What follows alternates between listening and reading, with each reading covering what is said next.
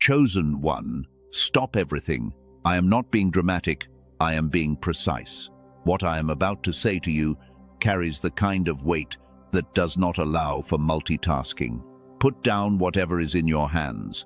Close whatever else is open on your screen. Give me your full, undivided, complete attention for the next few minutes, because what is happening right now, today, on this specific Sunday, is something you were not supposed to find out about until it was too late. And the fact that you are hearing this means it is not too late, but it is close, closer than you think, closer than the calm surface of this ordinary-looking Sunday would suggest. Because beneath the surface of this day, beneath the routine and the normalcy, and the quiet Sunday energy that feels like nothing special is happening, something is being tested. Something in you.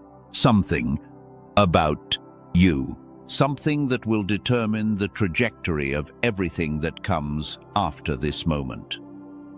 There is a test today. Not a metaphorical test, not a symbolic test. A real, actual, spiritually engineered examination that God designed specifically for this Sunday. And the reason I am using the word danger is not to frighten you. It is because the test has a pass condition and a fail condition, and the fail condition carries consequences that extend far beyond today. Consequences you will feel for months.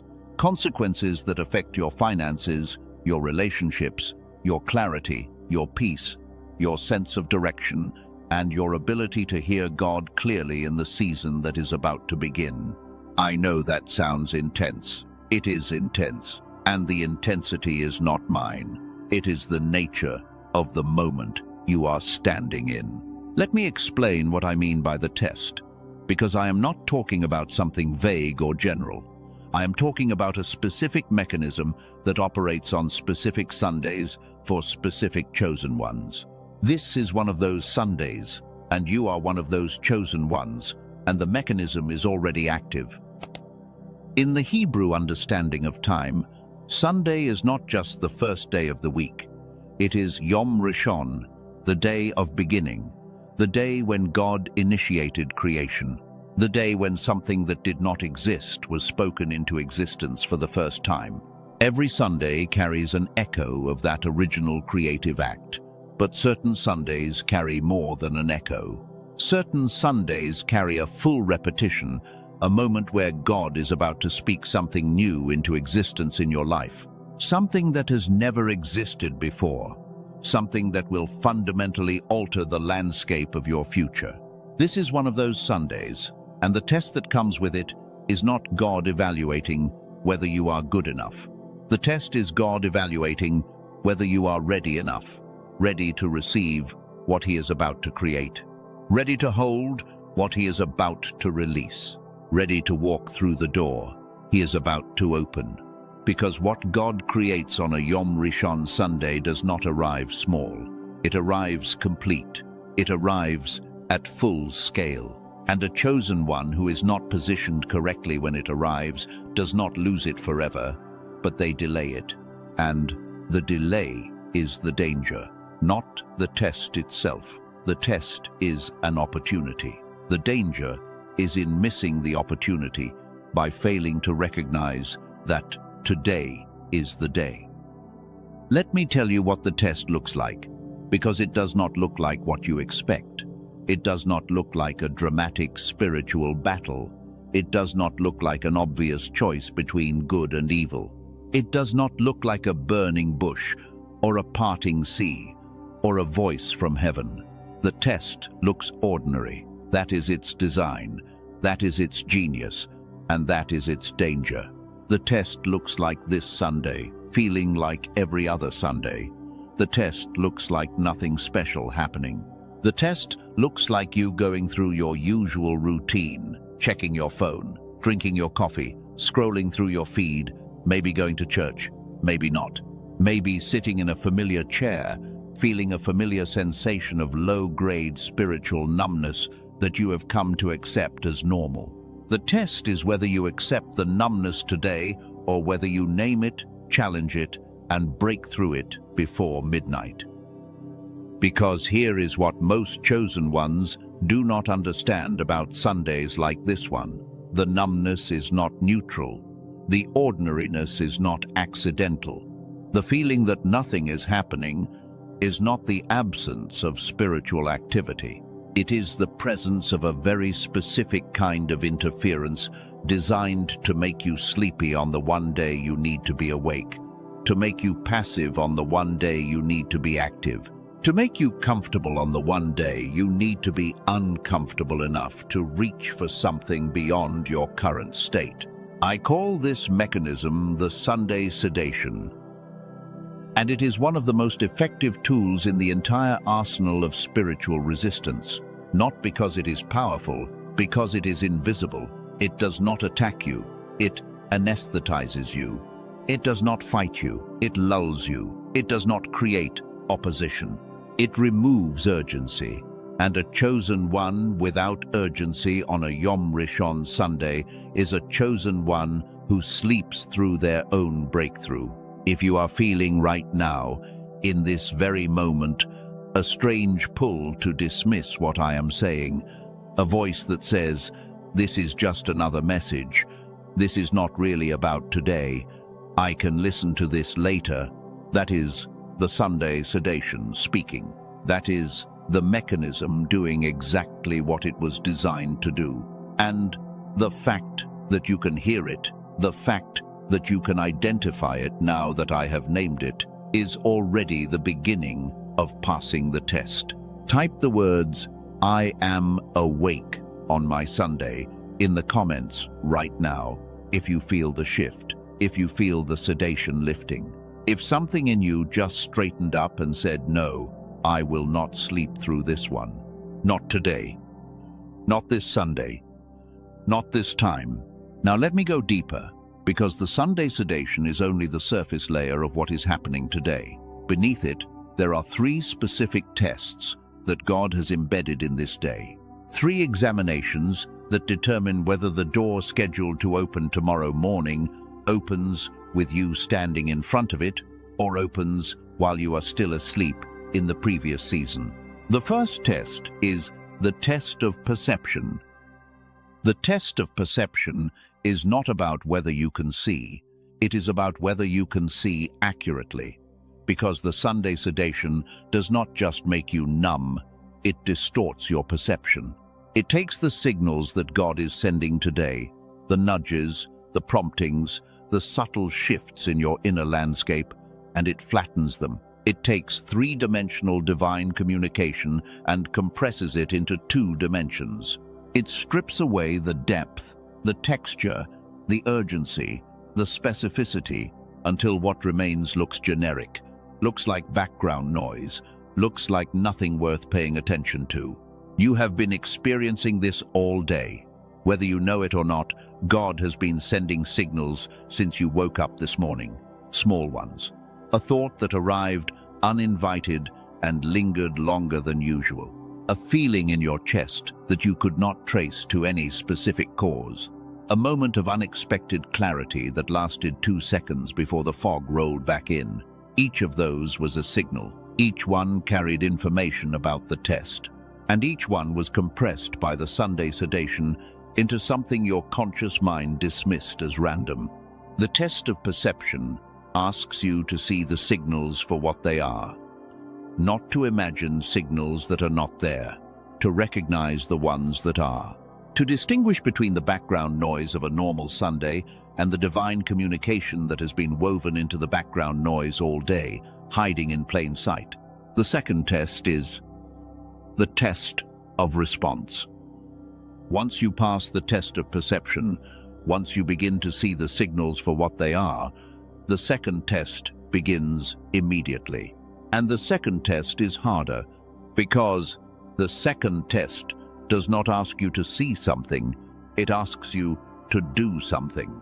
And the thing it asks you to do will feel uncomfortable, not painful, not dramatic, just uncomfortable enough to make you hesitate. The test of response is the gap between seeing and acting, between recognizing the signal and following it, between knowing what God is showing you and actually moving in the direction He is pointing. And the Sunday Sedation has a specific countermeasure for this moment. It does not prevent you from seeing the signal. Once perceived, the sedation cannot unperceive it. So instead, it introduces delay. It says, yes, I see it, but I will respond tomorrow. I will think about it tonight. I will pray about it this week. And the delay is the failure. Not because God is impatient, because the door has a timestamp. It opens tomorrow morning. And the response God is looking for today, on this Sunday, before midnight, is the response that positions you to walk through it when it opens. If the response comes Tuesday, the door is still there, but the momentum is different.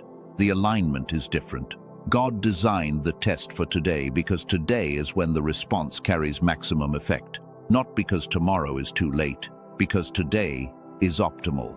And God does not ask His chosen ones to settle for acceptable when optimal is available. The third test is the test of release. And this is the one that most chosen ones fail, not because they are weak. 2, because what this test asks them to release is the one thing they have been holding on to as if their survival depends on it. I am going to describe what that thing is. But before I do, I need you to prepare yourself, because what I am about to say is going to touch a nerve, not a small nerve. The nerve, the one that runs from the deepest part of your spiritual identity to the surface of your daily behavior. The thing God is asking you to release today is your explanation for why things have not worked out. Not your pain, not your disappointment, not your experience, your explanation. The narrative you have constructed to make sense of the gap between what you expected God to do and what He actually did. The story you tell yourself about why the prayers were not answered, why the breakthrough did not come, why the provision was delayed, why the relationship did not survive, why you are still here, in this place, in this condition, on this Sunday, listening to a message telling you something you already suspect, but have not allowed yourself to fully believe. The explanation feels like truth. It feels like the product of honest assessment and realistic thinking. But the explanation is a cage. And the cage is comfortable, and the comfort of the cage is what the Sunday Sedation is protecting. Because if you release the explanation, if you set down the narrative that has been organizing your understanding of the past 3 to 5 years, you are left standing in an open field with no framework, no model, no story for why things are the way they are. And that open field feels terrifying to a mind that has spent years constructing walls. But the open field is where the door is, the door that opens tomorrow. It does not open inside the cage of your old explanation. It opens in the open field of surrender, in the space where you have let go of your interpretation and allowed God to replace it with His. That is the test of release. And passing it does not mean you have all the answers. It means you have released the wrong answers, so the right ones have somewhere to land. 3 tests: perception, response, release. 3 examinations embedded in this ordinary-looking Sunday by a God who does nothing randomly and wastes nothing. Not a moment, not a signal, not a Sunday. Now I want to show you something that will reframe everything I have just said, because there is a pattern behind these 3 tests that most chosen ones never see. And once you see it, you cannot unsee it. And once you cannot unsee it, the test becomes dramatically easier to pass. The pattern is this.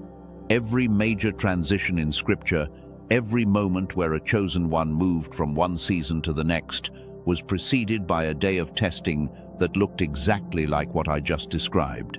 Not a dramatic confrontation, a quiet examination, a day that looked ordinary but carried extraordinary weight. Think of David the night before he was anointed. He was in the fields, watching sheep, doing the same thing he had done every day for years. Nothing about that day looked different from any other day. The sedation of routine was thick. The numbness of repetition was complete. And then a messenger arrived and said, "Your father is calling you home." And David had a choice. He could have said, "I will come tomorrow." He could have said, "Let me finish my shift." But David responded immediately. He did not delay. And that response, that willingness to interrupt the ordinary when God signaled that the extraordinary was ready, is what positioned him to receive the oil that changed his life. Think of Esther before she approached the throne. She had been living in the palace, comfortable, safe, her identity hidden, her true purpose dormant. And then Mordecai sent word that the moment had arrived, and everything in Esther wanted to delay. The fear was real. The risk was real. The explanation for why waiting was wiser was perfectly logical. But Esther responded, "If I perish, I perish." She released the explanation. She released the safety. She released the cage of her hidden identity and walked into the open field of her true purpose. Think of Peter on the shore when Jesus appeared after the resurrection. Peter had gone back to fishing. Not because he forgot what Jesus taught him, because the explanation he had constructed, the narrative of failure, the story of denial, the cage of shame, was so comfortable and so convincing that going back to the old life felt like the only logical response. And then Jesus stood on the shore and asked the question that broke the cage, "Do you love me?" 3 times, once for each denial. And Peter had to release the explanation, had to let go of the story that said he was the one who failed. Every single one of these moments happened on a day that looked ordinary. Every single one required perception, response, and release. Every single one carried a door that opened on a specific timeline. And every single one of these chosen ones almost missed it. Almost let the sedation win. Almost accepted the numbness as the final word. You are standing in the same moment right now, on this Sunday, with the same 3 tests in front of you, and the same door scheduled to open tomorrow. The only question is whether you will see it, respond to it, and release what is blocking it before midnight tonight. And I am going to spend the rest of this message making sure you do, because there is something specific about the way the Sunday sedation operates that, once exposed, loses its power completely. There is a mechanism inside the mechanism, a hidden architecture that makes the sedation work. And when you understand the architecture, when you see how it is built and what it is protecting and why it activates specifically on Sundays like this one, the numbness dissolves, not gradually, immediately. The way fog dissolves when the sun hits it at the right angle. That architecture is what I am going to reveal next, and it begins with a question that you have been avoiding for longer than you realize. The question is not whether God is real. You know He is real. The question is not whether God loves you. You know He loves you. The question is not whether you are called. You know you are called. The question that the Sunday sedation is designed to prevent you from asking, the question it will do anything to keep buried under layers of numbness and routine and comfortable explanations, is this: why has the calling not activated yet? Not why has God not called you. He has. Not why have you not heard the call. You have. But why, after hearing the call, after knowing the call, after feeling the call vibrate in your bones every single day for years, why has the calling not translated into the tangible, visible, measurable reality that you know it is supposed to produce? Why are you still waiting? Why are you still preparing? Why are you still in the hallway when the room has been ready for you since before you were born? That question is the one the Sunday sedation is designed to suppress. because the answer to that question is the key to passing the test today. And the Sunday Sedation knows that if you ask the question with full honesty on this specific Sunday, the answer will arrive with such force and such clarity that the door will not just open, it will blow off its hinges. So let us ask it, together, right now, on this Sunday that is not just any Sunday. Let us look directly at the thing that the sedation does not want you to see. The answer has 5 layers, 5 components that work together to create what I call the activation lock, the mechanism that keeps a calling heard but not activated, known but not lived, felt but not manifested. And each layer corresponds to one of the 5 ways that the Sunday Sedation keeps you from reaching the door that opens tomorrow. The first layer of the activation lock is the most deceptive because it disguises itself as spiritual maturity. It calls itself patience. It calls itself waiting on God. It calls itself trusting the timing. And in many seasons, those names are accurate. There are genuine seasons of divine waiting where patience is the correct posture and premature action is the actual danger. But here is how you know the difference. Genuine divine patience comes with peace. It comes with a settled confidence that the timing is God and the waiting is productive. The first layer of the activation lock does not come with peace. It comes with low-grade anxiety dressed up as peace. It comes with resignation wearing the costume of acceptance.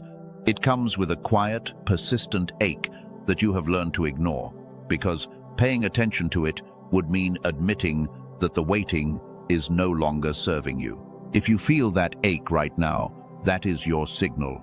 That is God saying, the patience season ended months ago. What you have been calling patience since then is actually the first layer of the activation lock, keeping you stationary in a doorway you were supposed to walk through a long time ago. The second layer is more aggressive. The first layer keeps you still by making stillness feel holy. The second layer keeps you still by making movement feel dangerous. It activates your threat detection system, not with obvious fear, but with a subtle, persistent sense that something bad will happen if you step forward. Not a specific something, a vague something, an unnamed, unformed, shapeless anxiety that attaches itself to every forward-moving thought and turns motivation into hesitation. You have felt this. Every time you got close to taking action on the calling, something inside you pulled back. Not a logical objection, a feeling, a contraction in your chest or your stomach that said, not yet, not safe, not ready.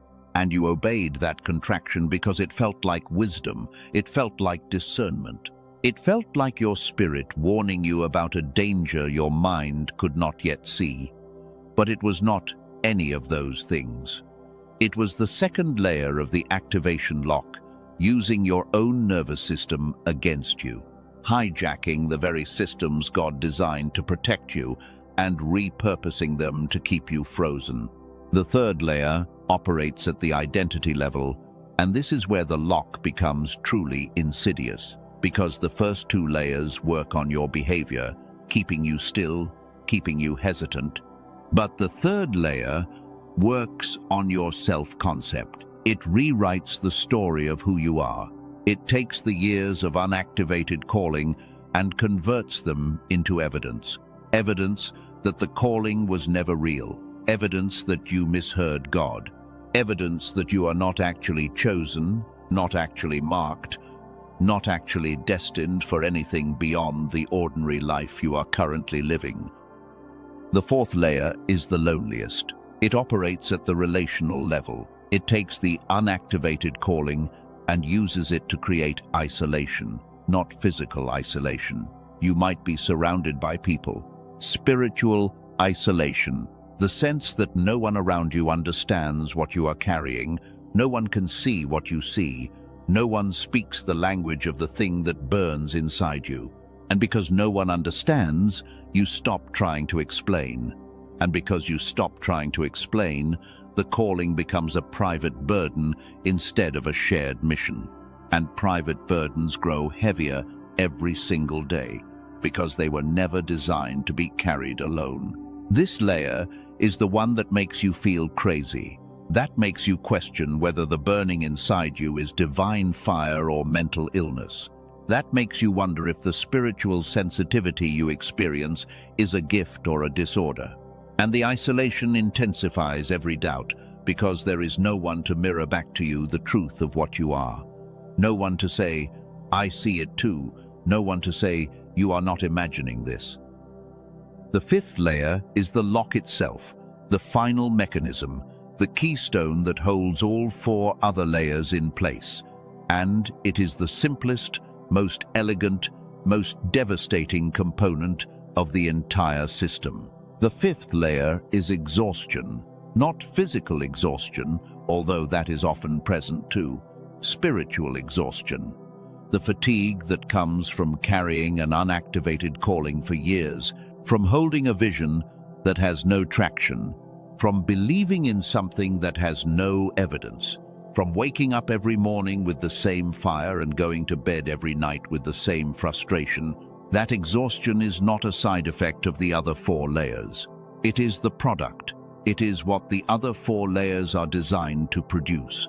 Because an exhausted chosen one is a chosen one who stops trying to open the door, not because they have lost faith, because they have lost energy, and faith without energy is a prayer without breath.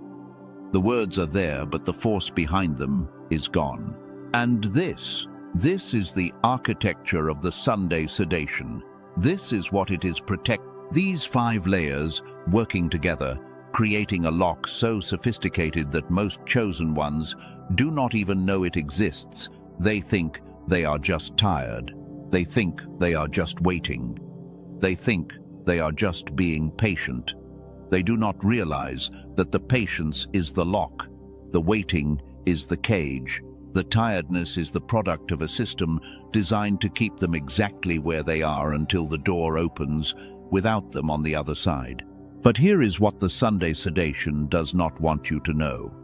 Here is the single piece of information that, once received, begins to dissolve every single layer of the activation lock simultaneously. The lock is not on the door. Read that again. The lock is not on the door. The door has never been locked. God does not lock doors that He designates for His chosen ones. He opens them. He has always opened them. The door that is scheduled to open tomorrow has been open for months.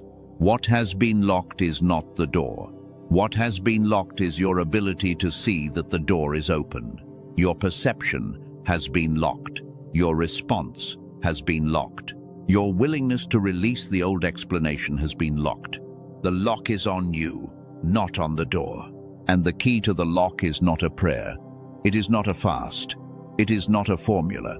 The key to the lock is the one thing that the 5 layers have been systematically preventing you from doing since the day your calling was first spoken over your life. I need you to sit with that for a moment.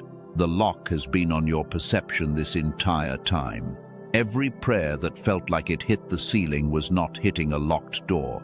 It was hitting the locked lens through which you were looking at the door. Every moment of frustration, every night of wondering why God seemed silent, every morning of waking up to the same unchanged circumstances, none of it was evidence of a closed door.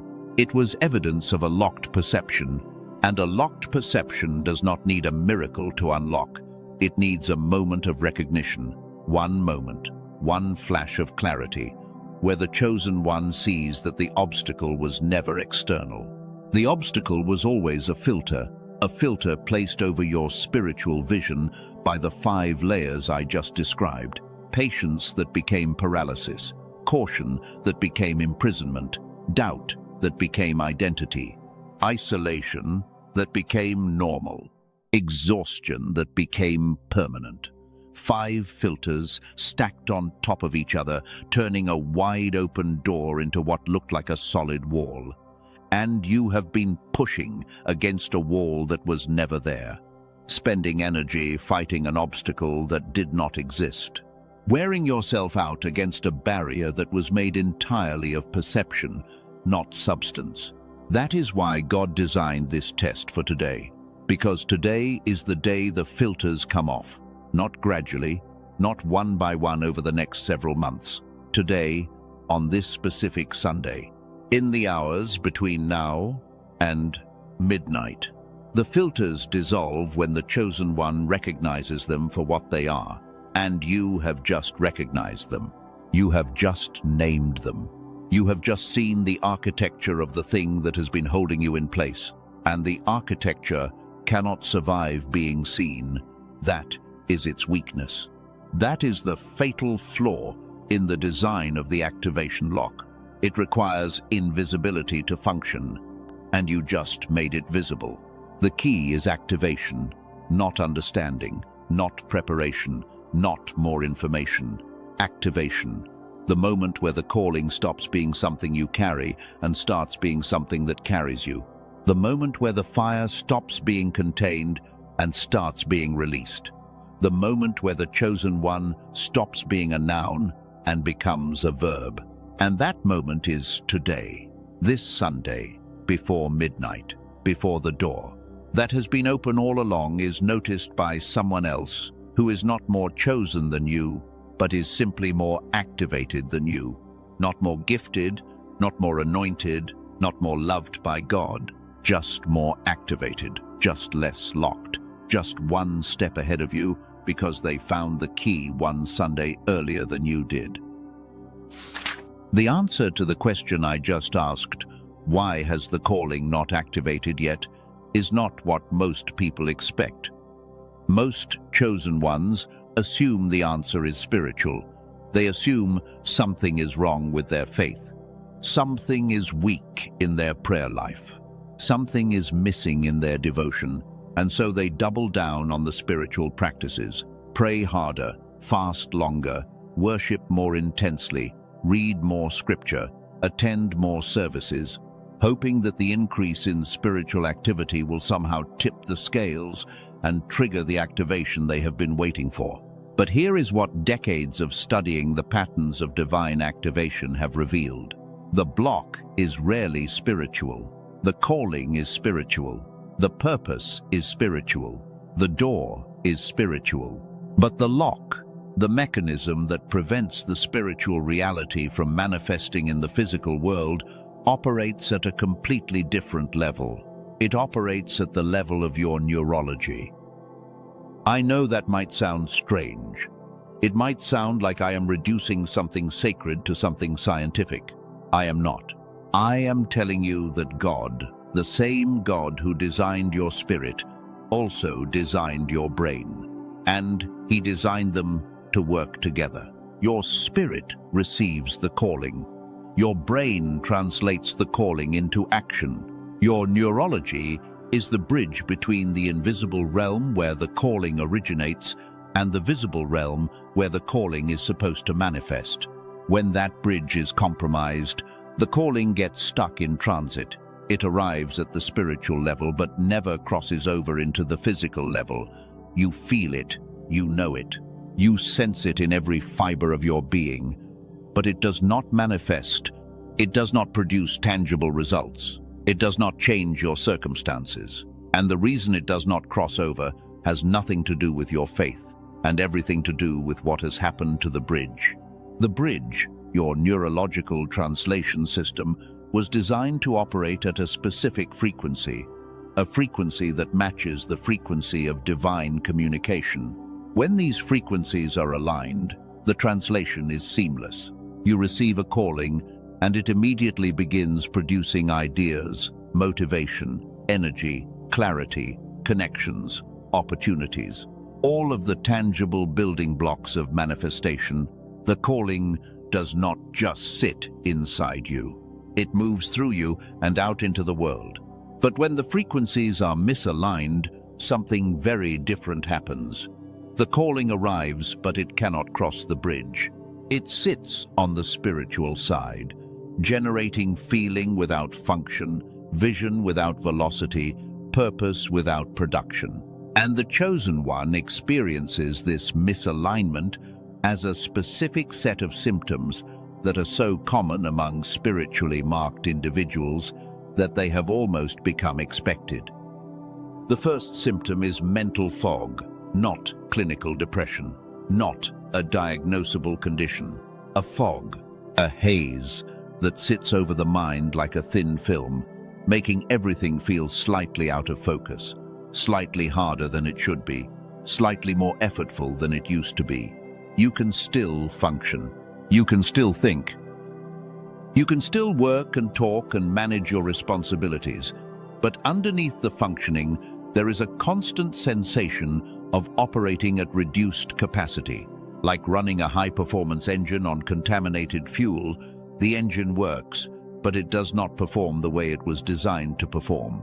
And the gap between what the engine can do and what the engine is doing becomes a source of quiet, persistent frustration that you have learned to live with because you cannot figure out how to fix it. The second symptom is emotional volatility that appears without cause.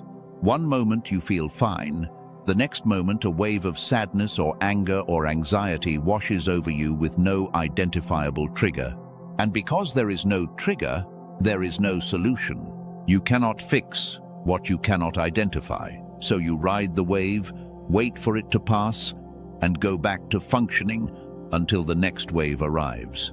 And the waves come more frequently over time, not because you are getting worse, because the misalignment between your spiritual frequency and your neurological frequency is widening. The gap is growing. And the waves are the gap announcing itself. Each wave is not a malfunction. It is a message. Your system trying to tell you that the calibration is off and getting further off with every passing month. The third symptom is the one that causes the most damage. It is the loss of creative flow, the state where ideas used to arrive fully formed, where solutions appeared without effort, where the next step was always obvious and the energy to take it was always available. That state has become rare. Maybe it visits you occasionally in a random burst of inspiration that lasts a few hours and then disappears as mysteriously as it arrived. But the consistent, reliable daily access to creative flow that you used to have, the flow that is the signature of an activated chosen one that has been offline for a long time. And its absence is not just inconvenient, it is devastating, because creative flow is not a luxury for a chosen one. It is the primary mechanism through which the calling expresses itself in the physical world. Without flow, the calling has no vehicle. Without flow, purpose has no engine. Without flow, the fire inside you has nowhere to go except back into your own body, where it burns as frustration instead of fuel. These three symptoms, fog, volatility, and flow loss, are not spiritual problems. They are neurological symptoms of a frequency misalignment that has a very specific cause. And the cause is not mysterious. It is not punishment. It is not a test that God is running to see how much you can endure. The cause is something that happened to your neurological system over the course of the last several years. Something so gradual and so subtle that you did not notice it happening until the symptoms became impossible to ignore. What happened is this. Your neurological system, the bridge between your spirit and your physical reality, was gradually recalibrated by the environment you have been living in. The stress, the disappointment, the constant low-grade anxiety of living in a world that seems designed to overwhelm your nervous system, the digital noise, the financial pressure, the relational tension, the information overload.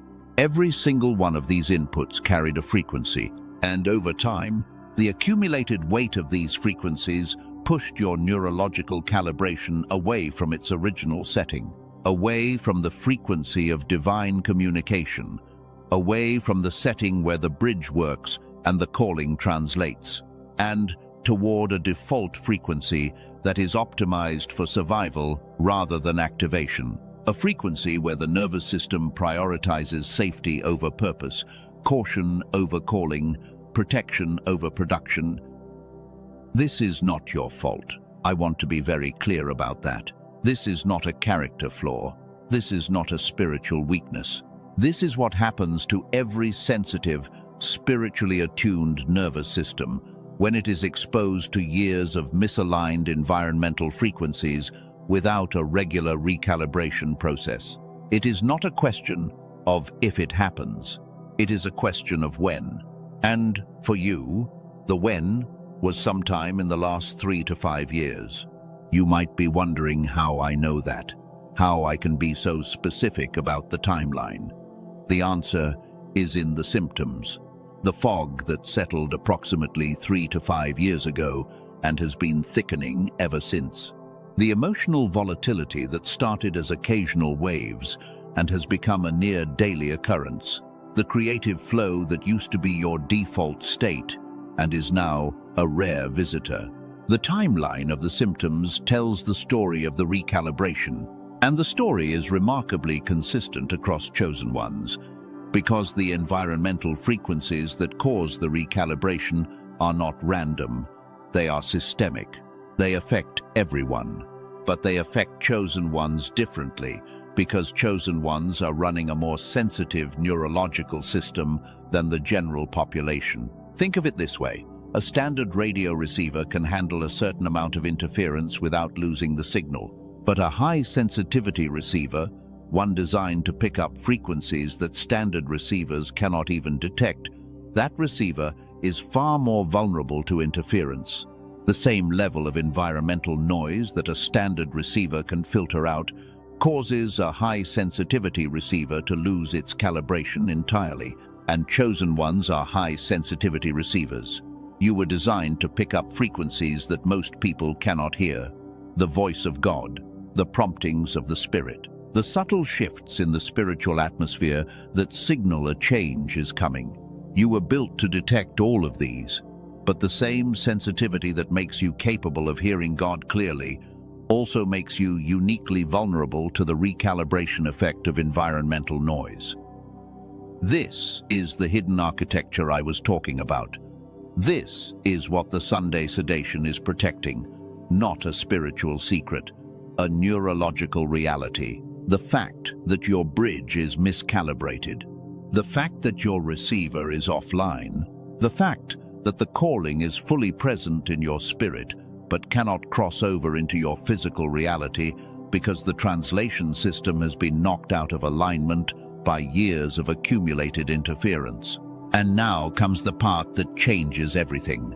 Because if the problem is neurological rather than spiritual, then the solution is also neurological rather than spiritual, not instead of spiritual. In addition to spiritual, you need both. You need the spiritual foundation, the faith, the prayer, the relationship with God, and you need the neurological recalibration that allows the spiritual reality to manifest in the physical world. This is where most chosen ones get stuck, because most spiritual teachers only address the spiritual side. They tell you to pray more, fast more, believe more, and those things are important. But they do not recalibrate a misaligned neurology. Praying harder with a miscalibrated receiver does not improve the reception. It increases the volume of the transmission while leaving the reception broken. And the result is more intensity without more clarity, more effort without more results, more frustration without more breakthrough. What you need is not more volume. What you need is recalibration, a reset of the neurological translation system that bridges your spirit and your physical reality. A restoration of the original frequency setting that God encoded in your nervous system before you were born, before the world got to it, before the stress and the noise and the disappointment accumulated to the point where the bridge stopped functioning. And here is what I need you to hear very carefully, because this is the piece of information that the Sunday Sedation has been working all day to prevent you from receiving. The recalibration is possible. It is not theoretical. It is not a metaphor. It is not a someday, maybe. It is a specific, structured, neurologically grounded process that restores the bridge in a time frame that most chosen ones find almost impossible to believe. Not months of therapy, not years of practice, not decades of spiritual discipline.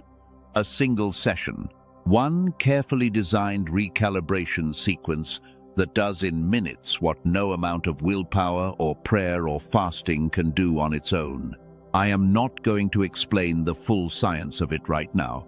That comes later. What I need you to understand right now, on this Sunday, while the test is still active and the sedation is still trying to pull you back under, is that the lock has a key, the activation has a mechanism, the bridge has a repair.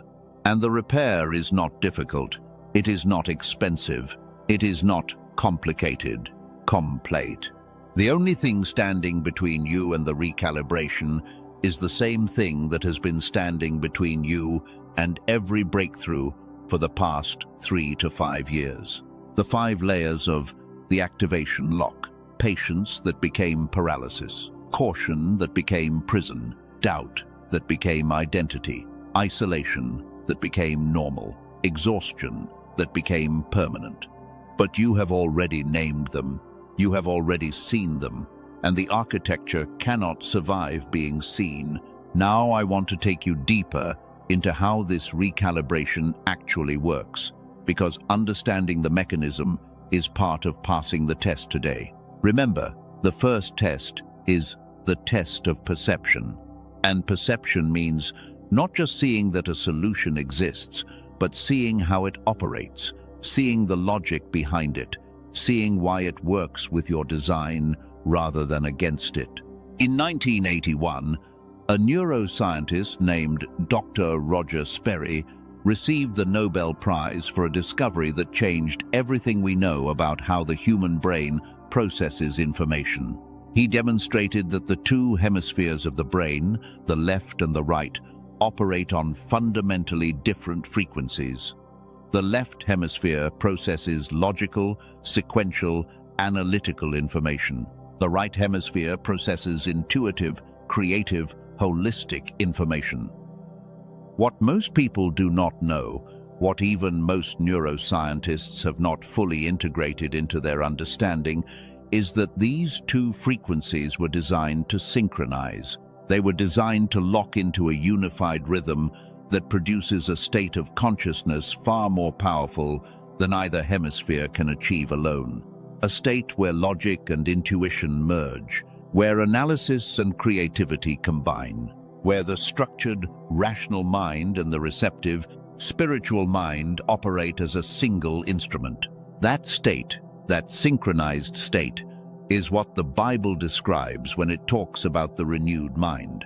It is not a metaphor, it is a measurable neurological event, a specific pattern of brain activity that can be detected, quantified, and most importantly, restored. And here is the connection to everything I have been telling you about the Sunday test. The synchronized state, the renewed mind, is the original calibration of the bridge. When your hemispheres are synchronized, the bridge between spirit and physical reality operates at full capacity. The calling translates instantly, the fog lifts, the volatility stabilizes, the creative flow returns, not because you tried harder, because the translation system came back online. The recalibration process I mentioned works by using precisely engineered audio frequencies to guide your hemispheres back into synchronization, not through willpower, not through meditation, not through years of practice, through the physics of your own neurology, through the same principles of resonance and entrainment that Dr. Sperry documented over 4 decades ago. When you expose the brain to an audio frequency that matches the synchronization pattern, the brain responds naturally.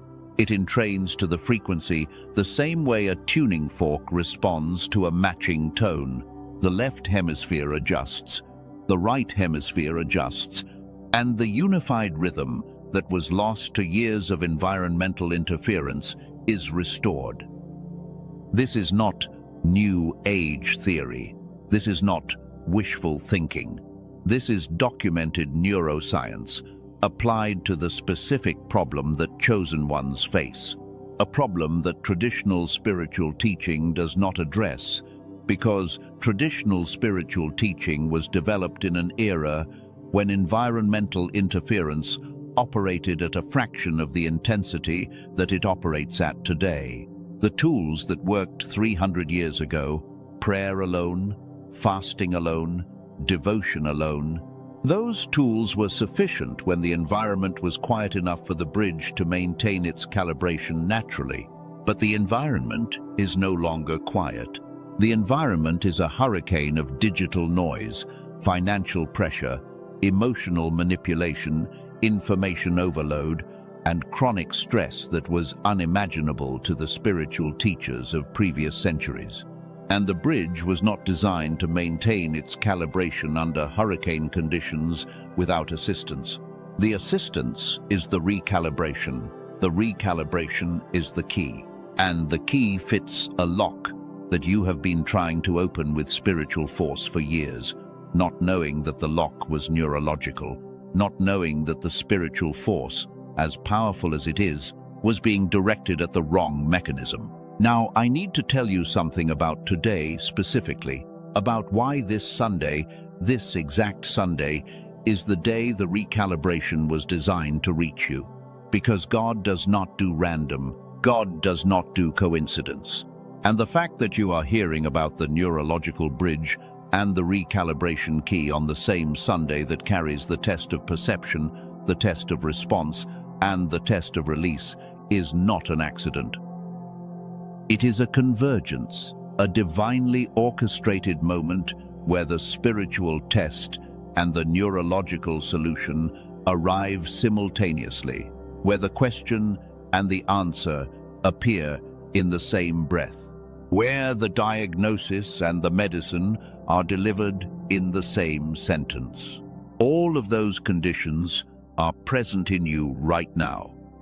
On this Sunday, in this moment, the fact that you have made it this far into this message, past the Sunday sedation, past the 5 layers, past the part where most people close the tab and go back to their routine, is the evidence, not the promise. The evidence, the proof that the convergence is real and that you are ready for what comes next. And what comes next is the most important part of today, because everything I have said up to this point has been preparation, necessary preparation, but preparation nonetheless. The naming of the sedation was preparation. The description of the 3 tests was preparation. The architecture of the lock was preparation. The science of the bridge was preparation. All of it was designed to bring you to this exact point of awareness, this exact level of perception, this exact readiness to receive the specific instruction that God embedded in this Sunday for you. The instruction is simple, and its simplicity is what makes it powerful, and its power is what makes the Sunday sedation fight so hard to prevent you from hearing it. The instruction is this: before midnight tonight, before this Sunday ends and the door opens tomorrow morning, you must take one action that breaks the pattern. Not a big action, not a life-altering, dramatic, visible to everyone action. One small, private, internal action that signals to your neurology and to God and to the spiritual realm that the sedation has lost, that the lock has been identified, that the chosen one is awake. The action does not need to be perfect. It does not need to be correct. It does not even need to make complete sense to your logical mind. It needs to be different, different from what you did last Sunday, different from what you have been doing every Sunday for the past 3 to 5 years, different from the pattern that the sedation has been using as its primary operating system. Because the sedation runs on pattern recognition, it maintains its hold by keeping you in the loop of familiar behavior. As long as you do what you always do on Sunday, the sedation stays active and the lock stays engaged. But the moment you break the pattern, even slightly, even in a way that seems insignificant, the sedation loses its reference point. It cannot sedate what it cannot predict. And an unpredictable chosen one is a chosen one the sedation has no power over. Let me be specific about what kinds of pattern breaks qualify, because the sedation will try to convince you that the break has to be something massive, something painful, something that costs everything. That is a lie designed to keep you frozen. The sedation knows that if it can convince you the required action is enormous, you will delay it. You will say, I need to prepare first. I need to think about it. I need to pray about it. And the delay is the failure. A pattern break can be as simple as this. If you normally spend your Sunday evening watching television until you fall asleep, tonight, turn off the television 30 minutes early and sit in silence. That is a break. If you normally scroll through social media until your eyes are heavy, tonight, put the phone down and write 3 sentences about what you want tomorrow to look like. That is a break. If you normally avoid thinking about the calling because thinking about it hurts, tonight, think about it on purpose. Let the pain come. Let it speak. Let it tell you what it has been trying to tell you for 3 years. The break does not need to be dramatic. It needs to be intentional. It needs to be a deliberate interruption of the autopilot system that the sedation has installed in your Sunday routine. Because the sedation does not maintain itself through force, it maintains itself through repetition, through the comfort of doing the same thing the same way at the same time every single week, until the pattern becomes invisible, until the cage becomes wallpaper, until the lock becomes furniture. And you break a pattern the same way you unlock a door, not by destroying it, by turning the handle in a direction it has never been turned before. I want to share something with you that I do not share often because it requires a level of trust that most audiences have not earned by this point in a message. But you are not most audiences. You have stayed through the naming of the sedation. You have stayed through the architecture of the lock. You have stayed through the science of the bridge. And your presence here, your attention, your engagement, tells me that you are ready for what I am about to say. There is a woman in California who heard a message very similar to this one on a Sunday evening 18 months ago. She was a nurse, worked long shifts, came home exhausted, spent her Sundays recovering from the week and dreading the week ahead. She had felt the calling for as long as she could remember, but had accepted the explanation that her life was too busy, too demanding, too full of responsibilities for the calling to ever activate. That was her cage. That was her activation lock. On that Sunday, she broke the pattern. Instead of falling asleep on the couch at 9, she sat up and did one thing differently. She spent 8 minutes with a recalibration tool that had been described to her in the same way I have been describing it to you. She did not fully believe it would work. She did not need to. She just needed to break the pattern. She just needed to do one thing on that Sunday that she had never done on any Sunday before. Within 24 hours, the fog lifted, not partially, completely. She described it as someone turning on the lights in a room she had been living in for years. The same room, the same furniture, the same life. But suddenly, she could see all of it clearly. The ideas started coming. The energy returned. The flow that had been offline for years came back so fast and so strong that she cried.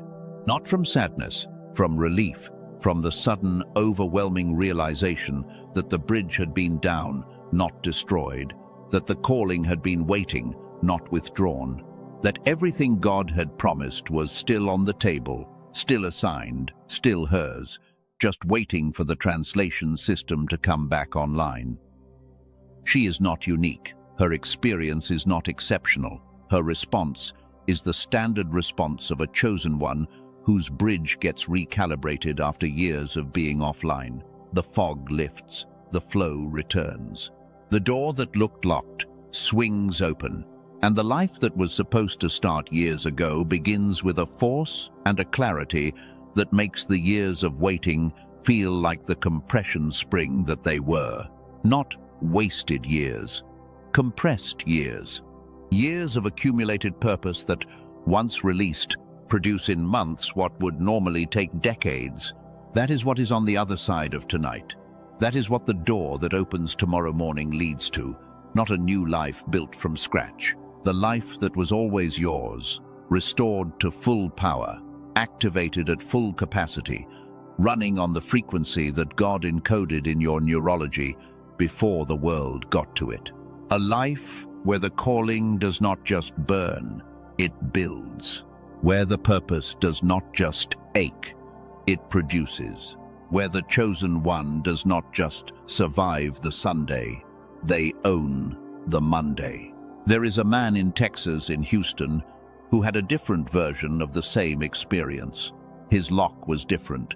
His cage was, the recalibration was the same. And the result was the same. Within days of one 8-minute session, the creative flow that he thought was permanently gone returned with such intensity that he built more in a single week than he had built in the previous 6 months. Not because he tried harder, because the engine was finally running on clean fuel, because the bridge was finally translating, because the lock was finally open. These are not exceptional people. These are chosen ones, just like you, marked, called, burning with purpose, and stuck, because the bridge was down, and they did not know the bridge existed. Stuck because the lock was neurological and they were applying spiritual keys to a neurological mechanism. Stuck because the Sunday sedation had convinced them that the waiting was God when the waiting was the lock. And unstuck, every single one of them, by the same mechanism. A recalibration that took less time than you spent reading the last few paragraphs of this message. A reset that did in 8 minutes what years of praying, fasting, wishing, hoping, and wondering had not been able to do. Not because the praying was wasted, because the praying was the preparation, and the recalibration was the activation, and both were necessary. And both were designed by the same God who designed both your spirit and your brain to work together. This is the convergence I was talking about, the spiritual foundation you have been building for years, and the neurological key that activates it, arriving in the same moment, on this Sunday, in this message. At this specific point in your journey where the preparation is complete and the only thing missing is the activation. The question is not whether the recalibration works. It does. The question is not whether it works for someone like you. It was designed specifically for someone like you. The question is the test of response. Will you respond today, before midnight, before the door opens tomorrow? Or will the Sunday sedation succeed in doing what it was designed to do, convincing you that tomorrow is soon enough, that next week is fine, that the urgency you feel right now is just emotion, and not the voice of God telling you that the time is now? That is the test. And the test ends at midnight. Type the words, "My pattern breaks," today in the comments, if you are ready. If you feel the shift from awareness to decision. If the information I have shared has moved from your mind to your will. If you are not just understanding what I am saying, but deciding what you are going to do about it. Because the test is not about understanding. The test is about response. And your response before midnight tonight will determine whether the door opens tomorrow with you standing in front of it, or opens to an empty hallway where a chosen one used to stand before the sedation pulled them back to sleep. Now, I am going to show you something that no one has shown you before. Something that connects the 3 tests. The test of perception, the test of response, and the test of release, to the 5 layers of the activation lock in a way that reveals the exact sequence you need to follow tonight, before midnight, before this Sunday ends and the door opens tomorrow morning. Because the tests are not random, the layers are not random, and the connection between them is not random. God designed them to interlock. Each test corresponds to a specific set of layers, and when you pass each test in the correct order, the corresponding layers dissolve automatically. You do not have to fight them. You do not have to overcome them through willpower. You simply have to pass the test, and the layers that the test was designed to address fall away on their own. Here is how the interlocking works. The test of perception corresponds to layers 1 and 2 of the activation lock. Layer 1, false patience, and layer 2, manufactured danger. These two layers operate by distorting what you see. False patience makes you perceive the waiting as holy when it is actually the lock. Manufactured danger makes you perceive forward movement as threatening when it is actually the door. Both of these layers are perception distortions, and the test of perception is specifically designed to dissolve them.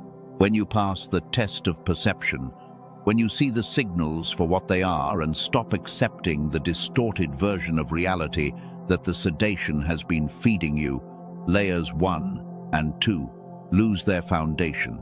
They cannot function without distorted perception to feed on. They dissolve, not slowly, immediately.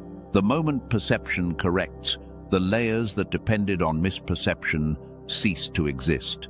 You have already begun passing the test of perception. The fact that you recognized the Sunday sedation when I named it. The fact that you felt the 5 layers when I described them. The fact that something inside you said, yes, that is exactly what has been happening to me. Those moments of recognition were not passive. They were active. They were you passing the test. Each moment of accurate perception was a crack in layers 1 and 2. And if you keep going, if you stay with me through the rest of this message, those cracks will become fractures, and the fractures will become a complete dissolution of false patience and manufactured danger. Not because I am doing something to you, because you are doing something for yourself. You are seeing clearly on the day God designed for clear sight. You are perceiving accurately on the Sunday that was built for accurate perception. The test of response corresponds to layers 3 and 4. Layer 3, identity erosion, and layer 4, spiritual isolation. These two layers operate by controlling what you do. Identity erosion makes you act as someone who is not really chosen, not really marked, not really destined for anything beyond the ordinary. Spiritual isolation makes you act alone, without support, without community, without anyone who can mirror back to you the truth of what you carry. Both of these layers are response distortions. They do not change what you see, they change what you do about what you see. And the test of response dissolves them by asking you to act differently than the layers expect. When you respond to the signal, when you actually move in the direction God is pointing instead of analyzing and planning and delaying, layers 3 and 4 lose their grip, because identity erosion cannot survive in a person who is actively moving toward their calling. You cannot simultaneously believe you are not chosen and act as though you are chosen. The action overwrites the belief. The movement corrects the identity. The response heals the isolation, because in the moment of response, you join a lineage. You step into the same stream as David and Esther and Peter and every chosen one who saw the signal and moved. And in that stream, you are never alone. And this is where the pattern break I described earlier becomes critical. The pattern break is not just a nice idea, it is the mechanism through which you pass the test of response. It is the concrete, physical, tangible action that tells layers 3 and 4 that their operating system has been overridden, that the chosen one is no longer doing what the lock expects, that the autopilot has been disconnected and the pilot is back in the seat. The test of release corresponds to layer 5, exhaustion, the keystone, the final mechanism. And this is the most important correspondence of all, because layer 5 is the one that holds everything else together. Without layer 5, layers 1 through 4 collapse on their own. They lose their structural support. They lose their energy source. They lose the persistent, draining, hope-sapping fatigue that makes everything feel too hard and too heavy and too much. The test of release dissolves layer 5 by asking you to release the one thing that exhaustion feeds on: your explanation, your narrative about why things have not worked out. Because the explanation is not just a story, it is the fuel source of the exhaustion. Every time you rehearse the explanation, every time you replay the narrative of why the calling has not activated, you feed the exhaustion. You give it material. You give it evidence. You give it the energy it needs to maintain its hold. And releasing the explanation starves it, not metaphorically, literally. The exhaustion runs on narrative fuel.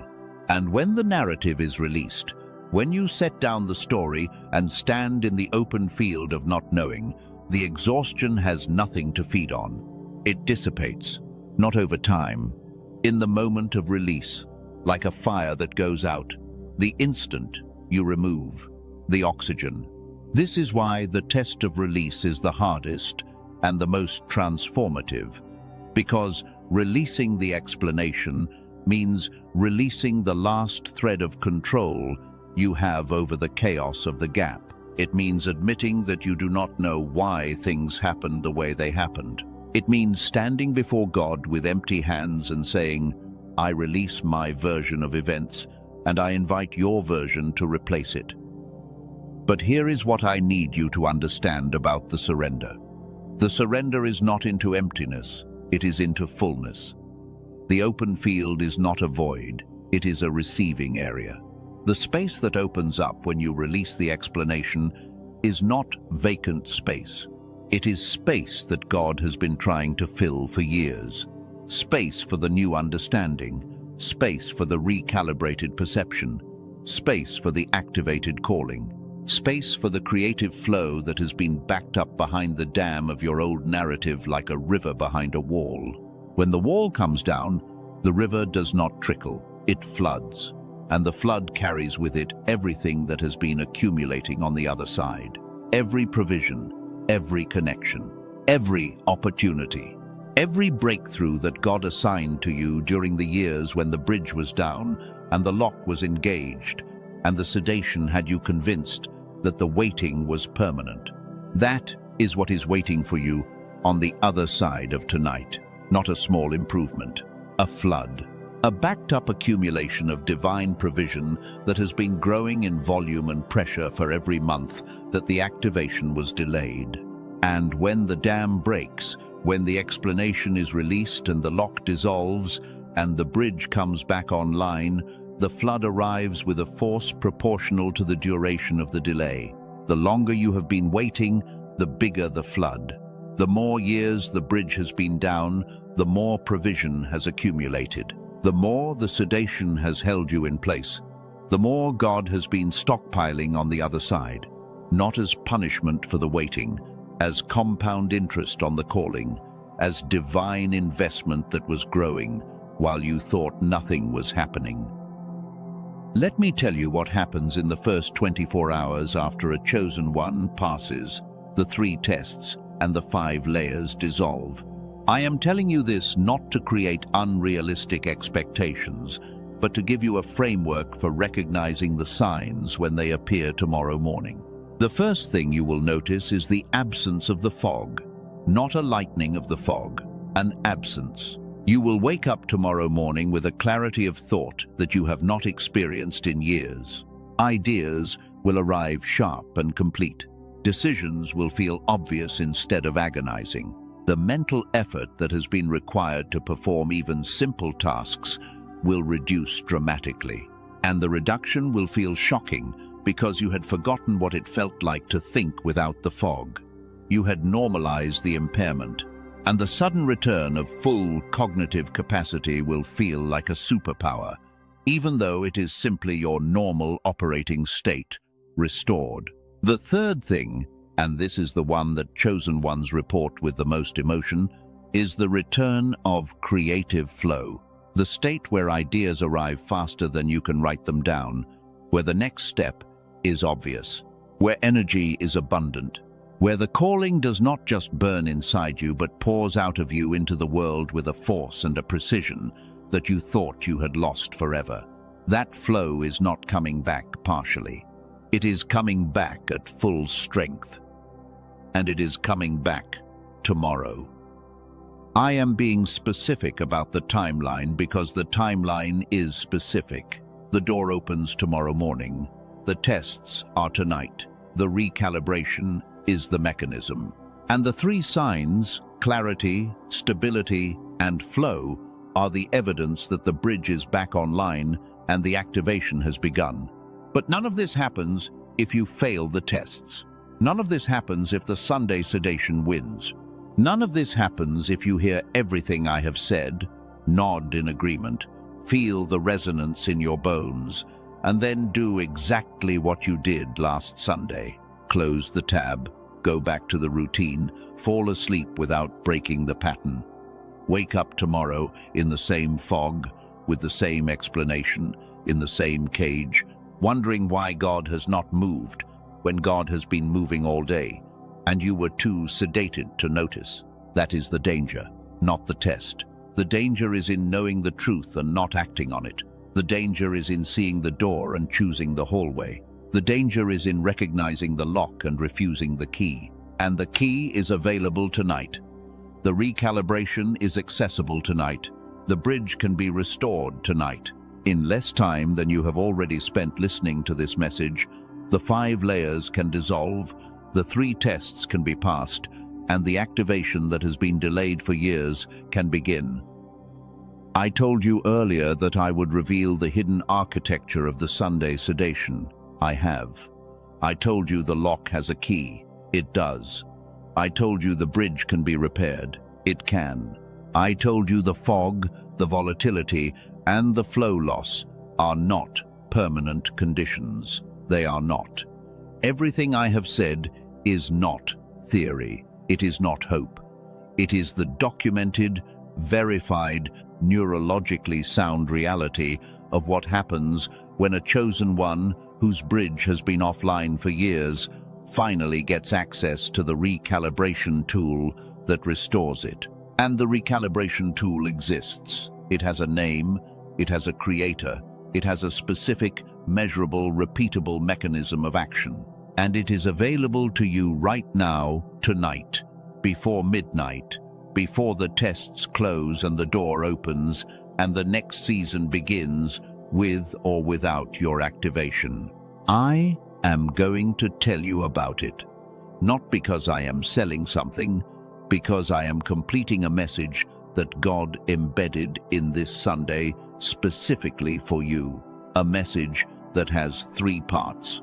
The diagnosis, which you have already received. The mechanism, which I have already explained.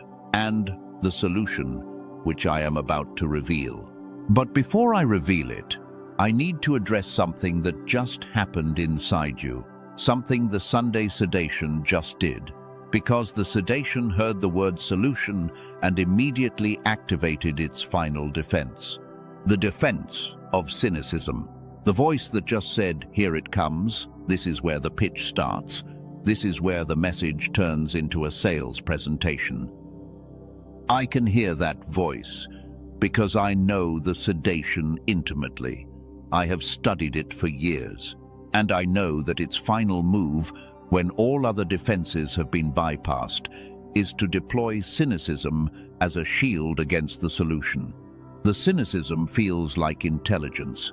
It feels like discernment. It feels like wisdom. But it is not any of those things. It is the sedation using your own sophistication against you, taking the critical thinking skills that God gave you for protection and repurposing them as bars on the cage. So here is what I am going to ask you to do. I am not going to ask you to turn off the cynicism. That would be irresponsible. Healthy skepticism serves a purpose. I am going to ask you to notice it. to observe it, to watch the cynicism activate, and then ask yourself one question. Is the cynicism protecting me from something harmful, or is the cynicism preventing me from something helpful? If the answer is that it is protecting you from something harmful, then by all means, honor it. Close this message. Walk away. You have already received the diagnosis and the mechanism, and those alone have value. But if the answer is that the cynicism might be the sedation making one final play to keep you from the solution that dissolves everything, then stay. Keep listening. Let me complete the message, and then decide for yourself, with all the information on the table, whether the door is worth walking through. I think you already know which answer is true, and I think the sedation knows you know. And I think that is why the cynicism it just deployed feels weaker than usual, less convincing, less solid. Like a wall made of paper trying to convince you it is made of stone.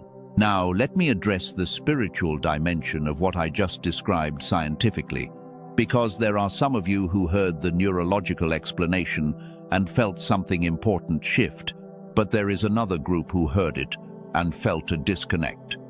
The disconnect is this: if God is all-powerful, why would he use neurology?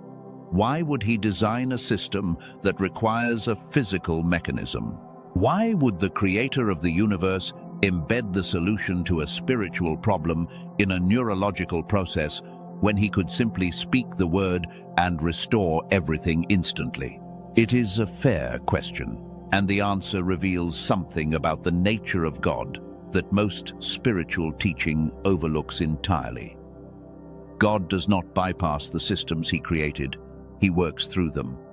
When God heals a broken bone, he does not replace the bone with a new one made from nothing. He accelerates the biological process he designed for bone healing.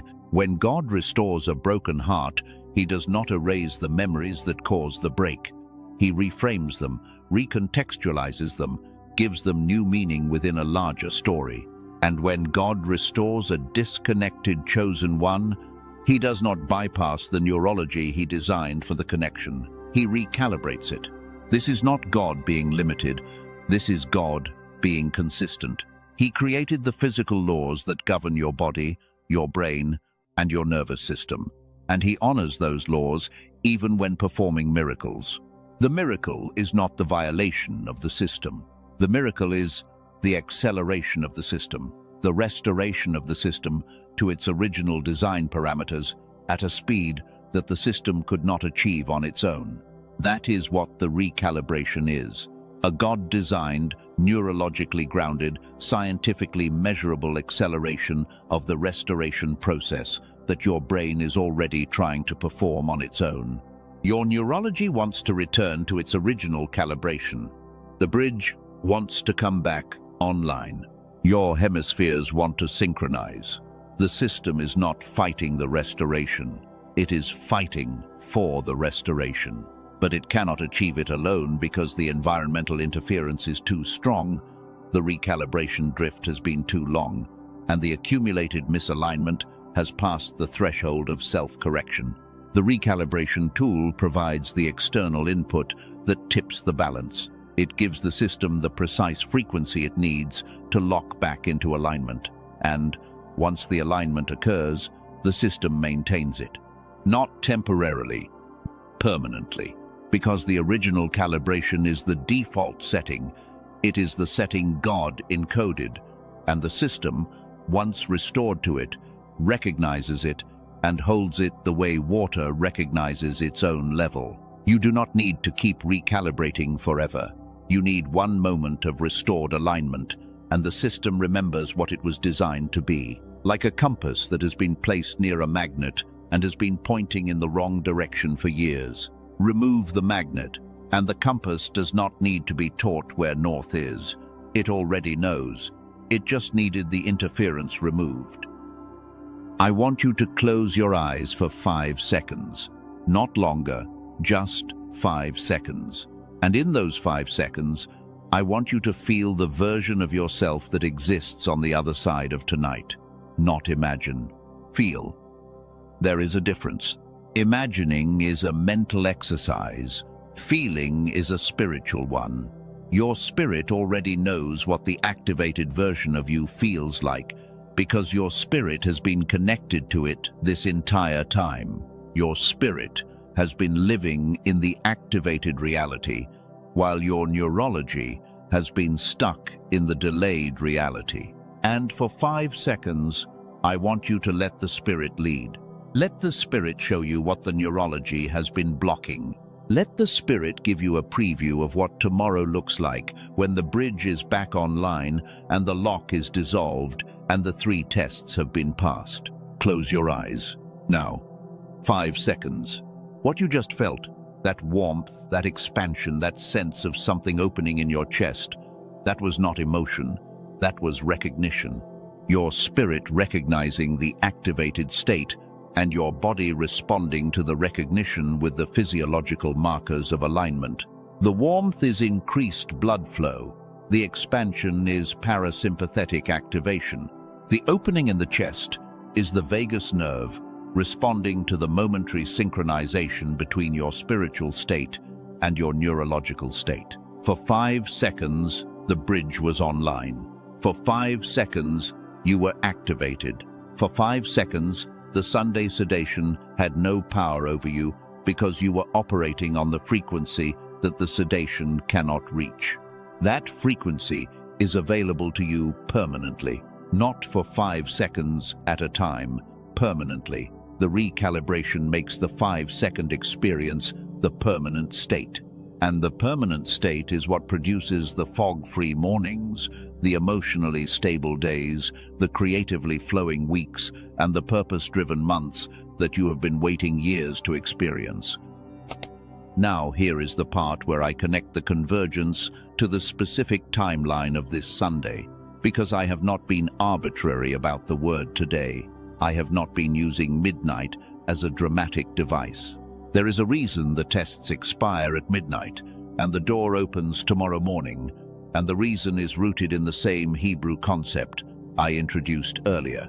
Yom Rishon, the day of beginning. In Hebrew timekeeping, the day begins at sunset, not at midnight. But in the spiritual architecture of testing, the transition point is the passage from one day to the next in the calendar of the chosen one. And that passage happens at the moment when the old day is fully released and the new day is fully received. For most people, that moment is midnight, the moment when Sunday becomes Monday, the moment when the day of beginning gives way to the day of building. But for a chosen one who has passed the tests, the transition happens earlier. It happens at the moment of release, the moment when the old explanation is set down, the moment when the lock dissolves, the moment when the bridge comes online. That is the true midnight for a chosen one, not the clock midnight, the spiritual midnight. The moment when the old ends and the new begins, and that moment can happen right now, in the next few minutes, before the clock catches up to what the spirit has already decided. If you are ready for your midnight to be now, if you are ready to pass the tests and dissolve the lock and restore the bridge and step into the activation that has been waiting for you since before you were born, then everything you need is in the next part of this message. There is something else I want to share with you about the people who have already passed through this exact moment. The ones who were sitting exactly where you are sitting, feeling exactly what you are feeling, hearing the sedation make its final case for delay, and choosing to act anyway, not because they were braver than you, because they were tired of the same reasons you are tired. One of them told me afterward that the moment she decided to break the pattern was not a moment of strength. It was a moment of honest exhaustion. She said, "I did not feel ready. I did not feel worthy. I did not feel confident. I just felt done with the fog. Done with the explanation, done with the cage that my patience had become. And being done was enough. Being done was the activation, not readiness, not worthiness, not confidence. Just the raw, honest, beautiful exhaustion of carrying an unactivated calling for one more day.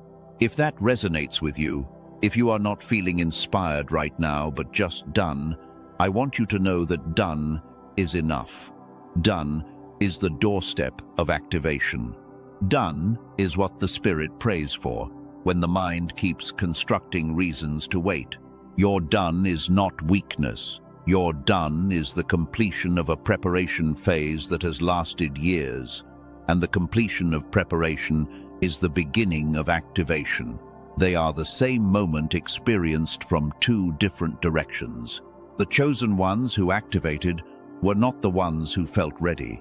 They were the ones who stopped waiting to feel ready and decided that the ache in their chest was permission enough, that the burning that would not go away was instruction enough, that the fact that they could not stop thinking about their purpose, even after years of it not manifesting, was evidence enough that the purpose was real, and the only thing missing was the bridge.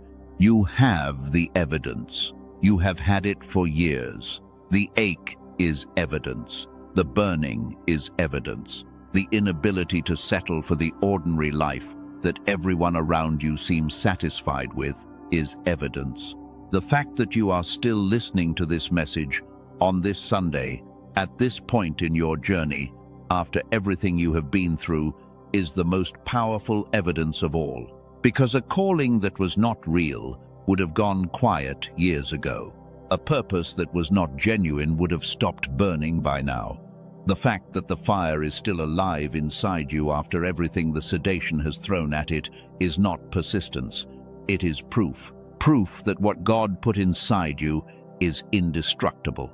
Proof that the calling cannot be killed by delay, cannot be drowned by doubt, cannot be suffocated by the 5 layers of a lock that was never strong enough to contain it permanently.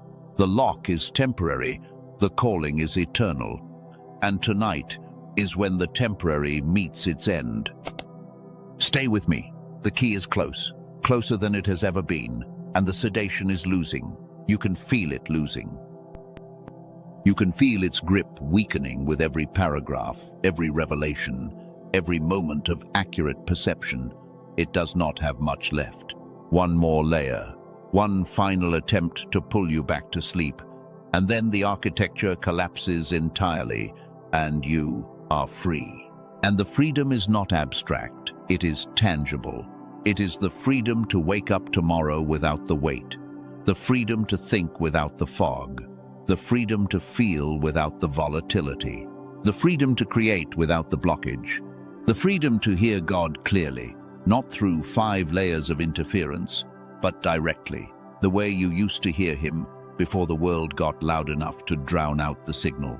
That freedom has a price, but the price is not what you think. The price is not sacrifice. The price is not suffering. The price is release. Releasing the explanation, releasing the lock, releasing the identity that the 5 layers built for you during the years of waiting. And in exchange for what you release, you receive everything that has been waiting on the other side of the dam. Every drop of provision, every molecule of purpose, every atom of the life that God designed before you drew your first breath, free to activate, free to produce, free to become the verb that the noun has been waiting to transform into since the day God spoke your name over the darkness and called you chosen. Stay. The recalibration tool I have been describing is called the Genius Switch. It was created by Dr. Daniel Barone, a researcher who spent years studying the specific neurological patterns that distinguish activated individuals from deactivated ones. Not from a spiritual framework, although the spiritual implications of his work are profound.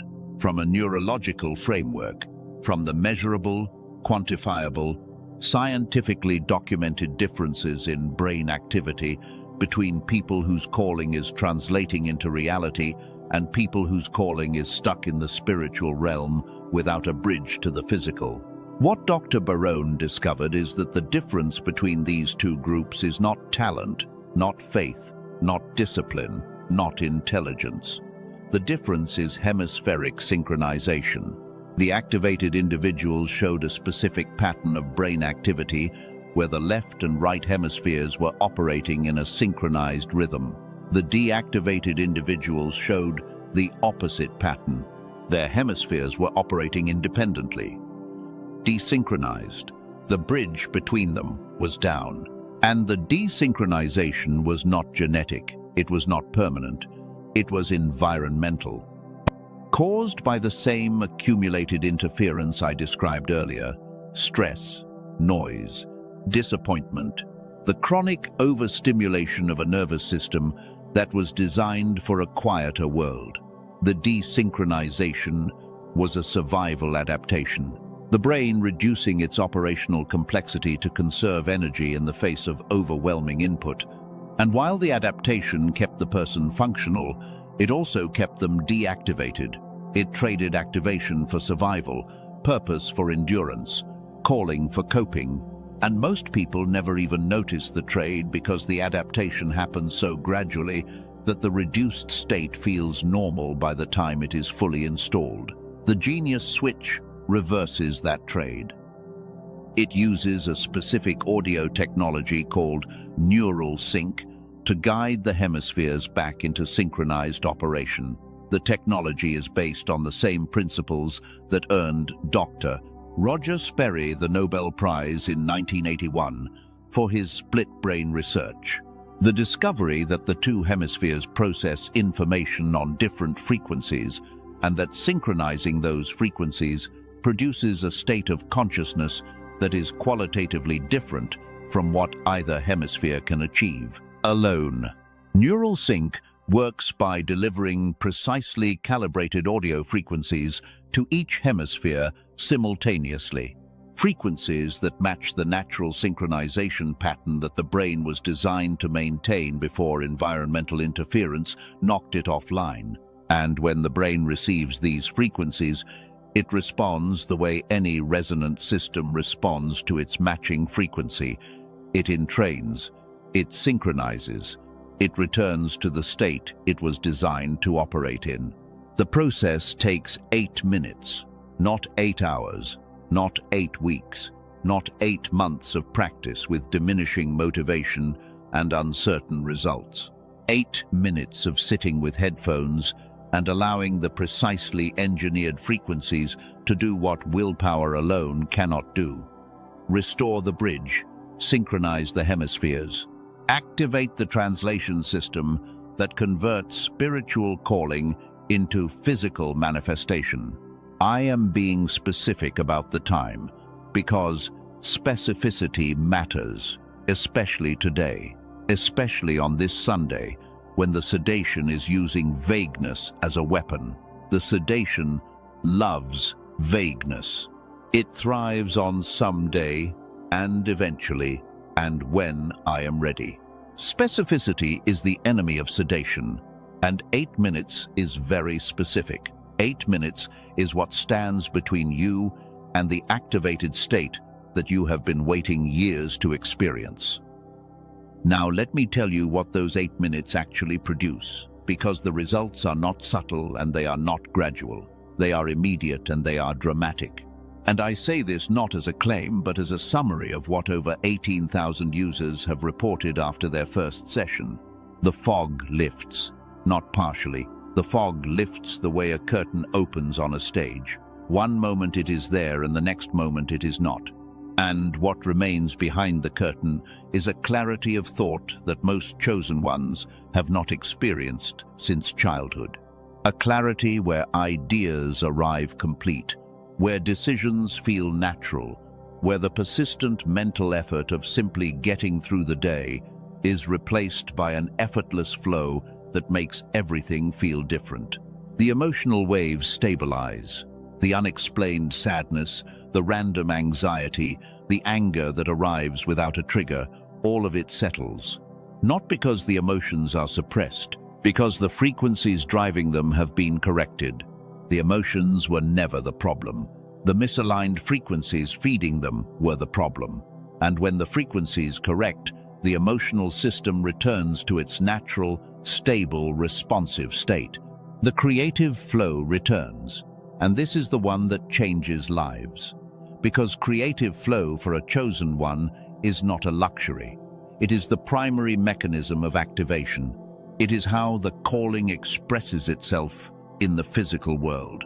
And when the flow returns, the calling does not just feel real, it becomes real. It produces, it builds, it creates. It generates ideas and connections and opportunities at a pace that makes the years of stagnation look like what they actually were. A compression spring that was being pulled back before a release of historic proportions. I want to pause here and address something that the Sunday Sedation is doing right now. It is taking the three results I just described, clarity, stability, and flow, and it is telling you that they sound too good, that anything that produces results that dramatic in 8 minutes must be exaggerated, must be marketing language, must be the kind of overpromise that leads to underdell ivory. I understand that response. I respect that response, and I want to dismantle it with precision rather than persuasion, because I am not asking you to believe based on rhetoric. I am asking you to consider based on mechanism. The mechanism is frequency entrainment. It is the same principle that causes a tuning fork to vibrate when placed near another tuning fork of the same pitch. It is the same principle that causes soldiers to break step when crossing a bridge, because the synchronized frequency of their marching could cause the bridge to resonate to the point of structural failure. It is the same principle that causes your heart rate to synchronize with a rhythmic drumbeat, even though no one told your heart to change its rhythm. Entrainment is not optional. It is not belief-dependent. It is physics. And when the right frequency is delivered to the right system, the system responds whether the person believes it will or not. That is why I am not asking for your belief. I am asking for your 8 minutes. Belief is irrelevant when the mechanism is physics. The frequencies will do what they do regardless of whether you believe they will. And the hemispheres will synchronize regardless of whether you expect them to. Your only role is to sit, listen, and allow the physics to work. Now, let me tell you something about the results that most descriptions of this tool leave out. Something that matters specifically for chosen ones and specifically for this Sunday. When the hemispheres synchronize, the effect is the state you were born into. That is the state that God designed as your default. And that is the state that was knocked offline by the environmental recalibration that has been accumulating for years. The tool does not create a new state. It restores the original one. It takes you back to factory settings, God factory settings, the ones he encoded before the world loaded its own operating system on top of them. Let me talk about what this costs, because I know the question is in your mind, and the sedation is trying to use it as a reason to dismiss everything I have said. The sedation wants you to assume that something this effective must be expensive, that the recalibration of your neurological bridge must cost hundreds or thousands of dollars, that the key to the lock must be priced at a level that puts it out of reach. Here is the truth. An hour of neurofeedback therapy with a trained practitioner, the traditional clinical approach to the same kind of hemispheric synchronization, costs approximately $300 per session, and most practitioners recommend a minimum of 10 sessions to see lasting results. That is, $3,000 for something that may or may not produce the level of synchronization that your specific brain requires. The tool I have been describing to you is not $3,000. It is not even $300. The retail price is $49. But right now, today, on this Sunday, the price is $39. $39. Let me put that in context. $39 is less than what most people spend on a single dinner they will not remember by next week. It is less than a tank of gas that will be empty by Thursday. It is less than the monthly subscription to a streaming service that occupies hours of time that could be spent in activation. $39 is not an investment that requires financial planning. It is not a commitment that demands deliberation. It is the cost of a decision that separates the chosen ones who activate from the chosen ones who continue to wait. And I want to address why the price is $39 and not $390 or $3,900. Because based on the results that over 18,000 people have reported, based on the clinical cost of achieving the same synchronization through traditional neurofeedback, and based on the value of what activation actually means for a chosen one whose calling has been stuck for years, a price of $500 would still represent a fraction of the value delivered. But Dr. Barone did not design this for people who have $500 to spend on brain optimization. He designed it for the chosen one who is sitting in the fog right now. The one who has been spending years trying to figure out why the calling will not activate. The one who might have $39 to spare, but probably not $500. The one for whom the price difference between $39 and $500 is the difference between accessing the recalibration tonight and postponing it indefinitely.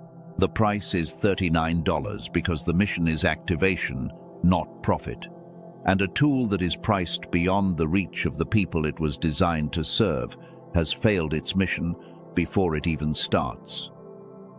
And for $39, you do not just get the core 8-minute neural sync audio, you get 4 additional tools that were designed specifically for the chosen ones who are ready to activate fully, not partially, not eventually, but fully, starting tonight. The first bonus is a guide that maps the science of synchronization in language that a non-scientist can understand and apply immediately. It explains not just what neural sync does, but why it works with the specific neurological architecture of spiritually sensitive individuals. The kind of individuals who feel the calling before they can name it, who sense shifts in the spiritual atmosphere before they can articulate them. The second bonus is a rapid activation protocol designed for the moments when the sedation attempts to return, because it will attempt to return not with the same force, but with the same subtlety. And the rapid activation protocol gives you a 60-second tool for re-establishing synchronization whenever you feel the first whisper of the fog creeping back. A maintenance tool that prevents the recalibration from drifting. The third bonus addresses sleep, which is one of the most underappreciated factors in maintaining hemispheric synchronization. Most chosen ones do not sleep well, not because they have a sleep disorder, because their desynchronized brain cannot fully power down. The hemispheres that are operating independently during the day continue operating independently at night, producing fragmented sleep, vivid, exhausting dreams, and a morning state that feels more tired than the evening state that preceded it. The sleep bonus provides a specific audio sequence designed to facilitate the deep, synchronized, restorative sleep that the brain needs to maintain its recalibration. Sleep that does not just rest the body but repairs the brain. Sleep that consolidates the synchronization achieved during the 8-minute session and locks it into the long-term neural pathways that make the activated state permanent rather than temporary. The fourth bonus is a framework for integrating the recalibrated state into your daily spiritual practice. Because the recalibration is not a replacement for prayer, it is not a substitute for faith. It is the neurological foundation that makes prayer and faith operate at the level they were designed to operate at. Prayer with a synchronized brain is not the same as prayer with a desynchronized brain. Faith with a calibrated bridge is not the same as faith with a broken bridge. The integration framework teaches you how to combine the neurological restoration with the spiritual practices that give it meaning and direction, how to pray with the renewed mind, how to meditate with unified consciousness, how to worship with the whole brain engaged rather than just the emotional hemisphere. The integration is what turns a neurological event into a spiritual transformation, and the framework makes the integration natural rather than forced. All 4 bonuses are included at no additional cost. $39 for the complete system, the core 8-minute session, the science guide, the rapid activation protocol, the sleep restoration sequence, and the spiritual integration framework. Everything a chosen one needs to go from deactivated to activated, from locked to unlocked, from carrying the calling to releasing it in one evening, on one Sunday, before 1 midnight. And here is the part that removes the last possible objection, the last wall that the Sunday sedation can hide behind, the last excuse it can offer for why tonight is not the night, and this tool is not the key. The complete system comes with a full money-back guarantee. If you go through the 8-minute session and do not experience the fog lifting, the emotional waves stabilizing, and the creative flow returning, you get every dollar back. No questions asked, no justification required, no awkward conversation with someone who tries to talk you out of the refund. You simply request it and receive it. The entire financial risk is on the other side of the transaction. The guarantee exists because the creator of this system is not interested in taking money from chosen ones who do not experience results. He is interested in activation. He is interested in the bridge. He is interested in the specific, measurable, documented reality of what happens when a desynchronized brain gets restored to its original calibration. And he is confident enough in that reality, based on over 18,000 successful activations, to put the entire financial risk on his side of the equation instead of yours. Think about what that means. You are being offered a tool that addresses the exact problem I have been describing for the entire length of this message. A tool that costs less than a meal, that takes less time than a commute. That comes with 4 additional bonuses designed for your specific situation. And that carries 0 financial risk because if it does not work, you pay nothing. The only way to lose is to not try. The only risk is inaction. The only danger on this Sunday is the same danger I named at the very beginning. Not the test, the sedation, not the door, the numbness, not the calling, the lock. And the lock dissolves the moment you decide that $39.08 are a price worth paying for the activation you have been waiting for since before you can remember. Now let me tell you something that I consider one of the most important pieces of information in this entire message. Something about the relationship between the $39 price and what that $39 actually represents in the economy of divine activation. In the Old Covenant, every act of spiritual restoration required an offering. Not because God needed the offering, because the offering was the physical evidence of the internal decision. The offering was the pattern break, the tangible, measurable, costly action that proved the chosen one was serious. That proved the sedation had lost. That proved the mind had moved from understanding to deciding and from deciding to doing. The $39 is not a purchase price. It is an offering. It is the modern equivalent of the act that every activated chosen one in Scripture performed before the door opened. Abraham offered the ram. David offered the threshing floor. The widow offered the oil. And in every case, the offering was not the source of the breakthrough. The offering was the evidence of the shift that made the breakthrough possible. The physical proof that the internal landscape had changed. Your $39 tonight is not buying a product.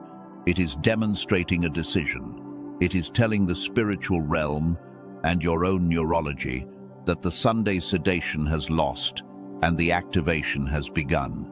And that demonstration, that tangible, measurable, irreversible commitment, is what unlocks the remaining layers of the lock that knowledge alone cannot reach. Because there are aspects of the lock that dissolve through perception. Those are done. There are aspects that dissolve through understanding. Those are done. But there are aspects that dissolve only through action, only through the physical, tangible, in-the-world response that proves the internal transformation is real and not just intellectual. And the action tonight is the offering, the $39 demonstration that the chosen one has passed from hearing to doing. I want to make something very clear about what happens after you click the link, because the Sunday sedation has one more move, and it is the most subtle move of all. The move is regret. The sedation will wait until after you have made the decision and then immediately flood you with doubt. Did I just get scammed? Was that real? Or was I being manipulated? Should I request the refund before I even try it? That post-decision doubt is not discernment. It is the sedation making its final play. The play that says, if I cannot prevent the decision, I can undermine the experience. If I cannot stop the chosen one from clicking the link, I can make sure the 8 minutes are contaminated by anxiety and skepticism so the synchronization cannot take hold. Say those words out loud, not in your head, out loud, because the sedation operates in the internal landscape. It lives in the private, silent, unspoken world of your thoughts. And the moment you bring its name into the external world, the moment you speak its identification out loud, it loses its camouflage. It can no longer pretend to be your own voice. It stands exposed, named, visible, and powerless. That is the final instruction for tonight. Click the link, make the decision, and when the doubt arrives, name it out loud and watch it dissolve the way every other layer dissolved the moment it was seen. The sedation cannot survive being seen. That has been true since the first paragraph of this message, and it remains true now, at the end, when the stakes are highest and the activation is closest and the lock is making its final, desperate, futile attempt to hold together a structure that was never meant to be permanent. The link is in the description below this message. It is the door handle, the one that has been waiting for you to turn it in a direction it has never been turned before. And everything I have told you about the 3 tests, everything I have revealed about the 5 layers, everything I have explained about the neurological bridge and the hemispheric synchronization and the environmental recalibration, all of it converges on this moment, this decision, this Sunday, before midnight, before the door opens tomorrow and the next season begins. The test of perception has been passed. You see it now. You see the sedation, the lock, the bridge, the key. You see all of it clearly for the first time. The test of response is in front of you. The link is below. The decision is now. The pattern break is one click away. The test of release is embedded in the click itself, because clicking the link means releasing the explanation that nothing will work, releasing the cynicism that the sedation deployed as its final defense, releasing the narrative that says, I have tried everything and nothing changes. Clicking the link is the physical manifestation of the spiritual release. It is the open hands, the open field, the open door. I want to speak directly to the part of you that is still hesitating, not to criticize it, to honor it, because the hesitation is not weakness. The hesitation is the last echo of the activation lock, recognizing that it is about to be dismantled. The lock does not go quietly. It generates one final wave of resistance that feels like caution, but is actually desperation. The desperation of a system that knows its time is up. You have carried this calling for years. You have felt the fire and wondered why it would not translate. You have prayed and fasted and believed and waited and done everything that every spiritual teacher told you to do. And still the activation did not come. Not because you did it wrong, because you were missing the bridge component, the neurological piece that no spiritual teacher ever mentioned, because most spiritual teachers do not know it exists. Now you know it exists. Now you have seen the architecture. Now you understand why the spiritual effort alone was not enough and what was needed alongside it to complete the circuit. And the circuit completion is $39.08 away from where you are sitting right now, on this Sunday, before midnight, before the door opens tomorrow morning, with or without your activation on the other side. The question has never been whether you are chosen. You are. The question has never been whether the calling is real. It is. The question has always been whether the bridge would come back online in time. And tonight, on this specific Sunday, in this specific message, at this specific moment in your journey, the answer to that question is yes, the bridge can come back online tonight. The hemispheres can synchronize tonight. The translation system can be restored tonight. And the calling that has been burning without producing can start producing by tomorrow morning. That is not a promise based on hope. That is a statement based on mechanism. The mechanism works. The physics works. The frequency entrainment works. Over 18,000 activations confirm that it works. And the money-back guarantee ensures that if for any reason your experience does not match the mechanism, you lose nothing, you risk nothing, you pay nothing. The only thing you can lose tonight is the lock, and the lock was never yours to keep. It was placed on you by environmental interference. And tonight, it gets removed by precise, engineered, scientifically grounded intervention that does in 8 minutes what the environment spent years installing. And I know what the sedation is whispering right now. It is whispering, wait, think about it, come back tomorrow, sleep on it. And every single one of those whispers is the lock tightening instead of loosening. Every single one is the sedation doing exactly what it was designed to do, using your own reasonable voice against you. Making delay sound like wisdom when delay is the only thing standing between you and the activation that God scheduled for this exact Sunday. Do not wait. Not because I told you not to, because the door has a timestamp, because the convergence of spiritual test and neurological solution is happening right now and will not repeat in this exact configuration. Because 18,000 people before you were sitting exactly where you are sitting, hearing exactly what you are hearing, feeling exactly what you are feeling, and the ones who activated are the ones who responded tonight. Not tomorrow, not next week, tonight. Type the words, I am activated, in the comments if you feel the lock dissolving, if you feel the sedation losing its grip, if something in you just shifted from understanding to deciding, and from deciding to acting. Type the words and let the comment itself be the first pattern break, the first tangible evidence that the Sunday sedation has lost its hold on the chosen one it was assigned to sedate. There is something I have not told you yet about the door that opens tomorrow, something that adds an entirely new dimension to the urgency of tonight. Something that the Sunday sedation has been using as its most closely guarded secret, because if you knew this, the sedation would have lost its grip on you hours ago. The door that opens tomorrow morning is not just a door of personal activation, it is a door of positional authority. And there is a critical difference between the two that most chosen ones never learn, because most spiritual teachers never teach it. Personal activation is what happens when your bridge comes back online and your calling starts producing results.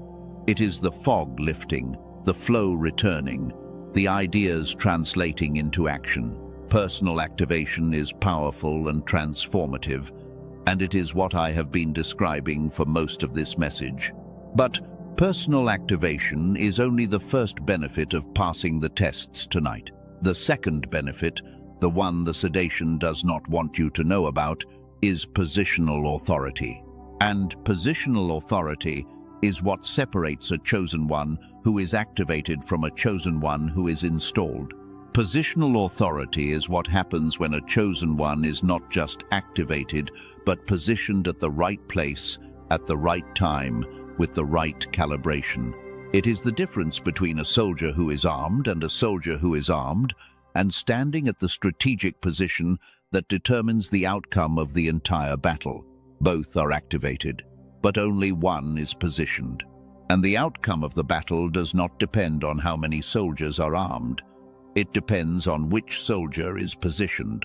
The door that opens tomorrow morning is a door of positioning.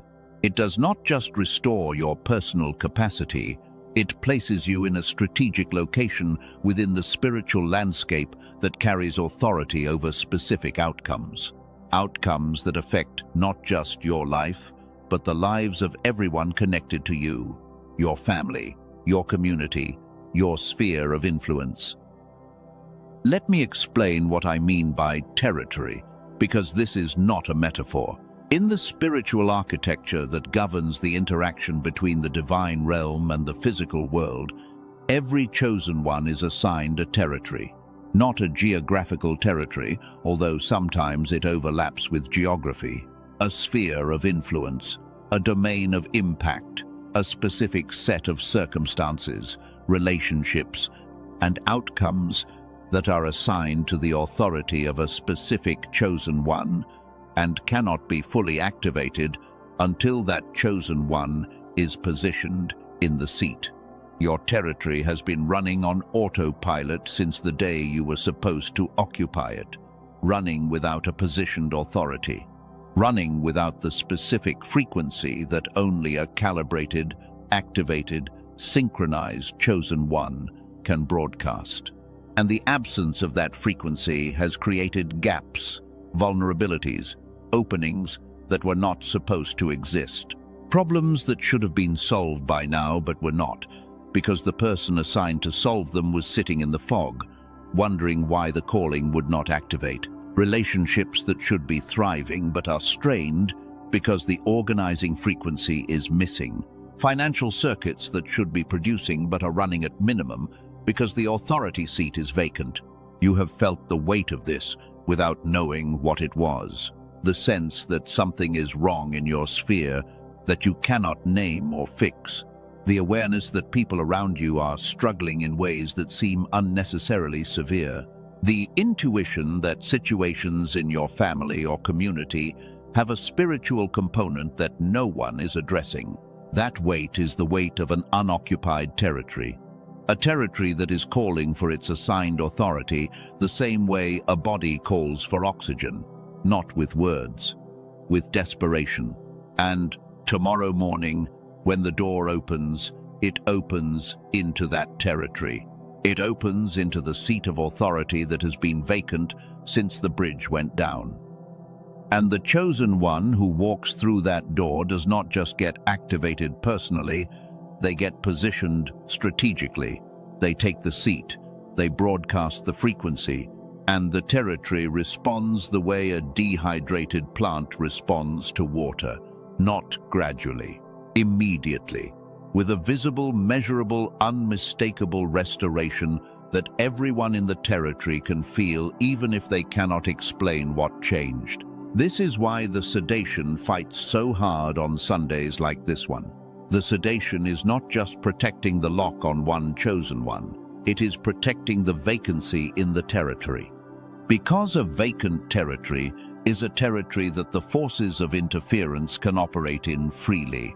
A territory without a positioned authority is a territory without defense, without direction, without the frequency that organizes the spiritual environment and aligns circumstances toward the outcomes God designed. When a chosen one takes the seat, the interference does not just weaken, it loses jurisdiction.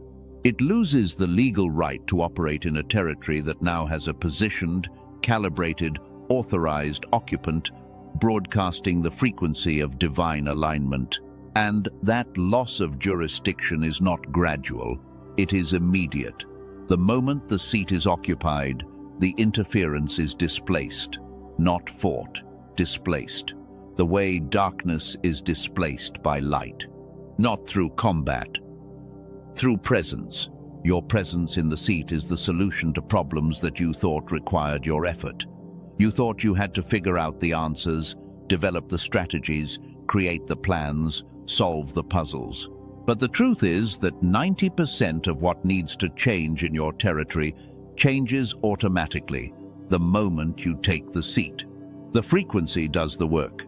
The calibration does the organizing. The synchronization does the aligning. Your role is not to do. Your role is to be positioned, to be calibrated, to be activated, and to trust that the God who designed the territory and assigned you to it also designed the frequency that runs it and embedded it in your neurology before you took your first breath. That is why the recalibration is not just about personal benefit. It is about territorial responsibility. The 8 minutes that restore your bridge are not just 8 minutes of self-improvement, they are 8 minutes that restore the defense systems of your entire territory. 8 minutes that fill a vacancy that has been open for years. 8 minutes that solve problems you could not solve with effort, because they were never meant to be solved with effort. They were meant to be solved with presence. I want to be very honest with you about what it means to take the seat, because taking the seat sounds glorious and empowering, and it is both of those things. But it also means accepting a level of responsibility that the deactivated version of you has been protected from by the 5 layers of the lock. When you were locked, you were shielded, not by God, by the lock itself. The lock kept you from the calling, yes, but it also kept you from the weight of the calling. The weight of knowing that your territory is assigned and that the problems in your territory are connected to your vacancy. The weight of understanding that people around you have been suffering unnecessarily because the seat was empty. That weight is real, and it arrives the moment you take the seat, not as punishment, as responsibility, as the shift from "I am someone who has a calling" to "I am someone who is living a calling." And that shift is not always comfortable. It is often overwhelming in the first few days, because the accumulated territory needs are enormous, and the newly positioned chosen one can feel them all at once for the first time. But here is the truth that makes the weight bearable. You were designed for this weight. Your nervous system, when properly calibrated, was built to carry exactly this much. Not more, not less. Exactly this much. The weight that feels crushing to a desynchronized brain feels like purpose to a synchronized one. The burden that seems impossible to a locked chosen one feels like fuel to an activated one. The same territory that overwhelms you in the fog empowers you in the flow. That is the design. That is the architecture. That is the reason God did not just give you a calling. He gave you a neurology that, when properly calibrated, converts the weight of the calling into the energy to fulfill it. The calling is not a burden to be carried. It is a generator to be activated, and the recalibration turns the generator on. Now, I want to speak to the specific circumstances of your life right now, not in general terms, in the precise, uncomfortably accurate terms that I have been using throughout this message, because there are patterns in your current situation that are not random and are not coincidental and are directly connected to the vacancy in your territory. The financial pressure you have been experiencing is not just economic, it is territorial. Your territory includes provision circuits that operate on the frequency of your calibrated presence. When the seat is vacant, those circuits run at minimum capacity, not off, minimum, enough to keep you alive, but not enough to fund the calling. The relational tension you have been navigating is not just interpersonal, it is territorial. The people in your territory are responding to the absence of the frequency that organizes the relational dynamics in your sphere. Without the positioned authority broadcasting alignment, relationships default to friction. Not because the people are wrong, because the organizing frequency is missing. The health issues, the fatigue, the mysterious symptoms that no doctor can quite explain, the sense that your body is fighting something invisible that is also territorial. Your body is the vessel of the frequency. When the frequency is misaligned, the vessel deteriorates, not catastrophically, gradually, in ways that are just annoying enough to reduce your quality of life, but not dramatic enough to trigger a diagnosis. When the frequency restores, the vessel begins to repair, not through medical intervention alone, although medical support remains important, through the restoration of the energetic baseline that the body was designed to operate on. The baseline where sleep is deep, energy is consistent, inflammation is managed, and the body feels like a vehicle instead of a prison. I am describing your life with a level of specificity that might feel unsettling. If it does, that is the evidence I am talking about. The unsettled feeling is not because I am guessing and getting lucky. It is because the pattern I am describing is the universal pattern of a chosen one with a vacant territory. The details differ from person to person, but the architecture is identical. Financial pressure, relational friction, physical deterioration, all stemming from the same root cause. An empty seat, a missing frequency, a bridge that went down and took the territory with it. Your territory has been consuming for years because it has been disorganized for years, because the organizing frequency has been offline for years. Tonight changes that. Tonight the frequency comes back. Tonight the seat gets filled. Tonight the territory gets its authority back. And tomorrow the territory begins producing again. Producing provision, producing relational alignment, producing physical restoration, producing the tangible, visible, measurable evidence of what happens when a chosen one stops waiting and walks through the door. Type territory restored in the comments if you feel the shift from personal to positional, if the understanding of what activation means just expanded from something about you to something about everyone connected to you. If the urgency you felt before just intensified because you realized that tonight is not just about your fog, your flow, your activation. Tonight is about the people in your territory who have been waiting for you to take the seat. Now, I want to speak about something that most messages like this one avoid entirely. I want to speak about the chosen ones who did not pass the test. The ones who were sitting exactly where you are sitting, heard exactly what you are hearing, felt exactly what you are feeling, and chose to wait. Not because they did not believe, because the sedation convinced them that waiting one more day was harmless. I have watched this happen. I have watched chosen ones receive the diagnosis, understand the mechanism, see the solution, and then close the tab. And the pattern of what happens afterward is heartbreakingly consistent. The fog does not lift. The flow does not return. The territory remains vacant. And the door that was scheduled to open the next morning opens to an empty hallway. But here is the part that makes it truly tragic. The door does not stay open. Doors of positional authority have windows, time-limited openings that correspond to specific alignments in the spiritual calendar. And when the window closes, the next opening is not next week. It is not next month. The next alignment of this specific configuration, the configuration that produces a door of both personal activation and positional authority simultaneously, is months away, sometimes years. I am not telling you this to create pressure. I am telling you this to create accuracy. The sedation uses the illusion of unlimited time as its most effective tool. It whispers there will always be another chance, another message, another Sunday. And technically that is true. There will be other Sundays, other messages, other opportunities, but they will not be this opportunity. They will not carry this specific combination of personal activation and territorial positioning. They will be different opportunities with different configurations and different doors. This door, this specific door, opens tomorrow morning, and your response tonight determines whether you are standing in front of it when it opens.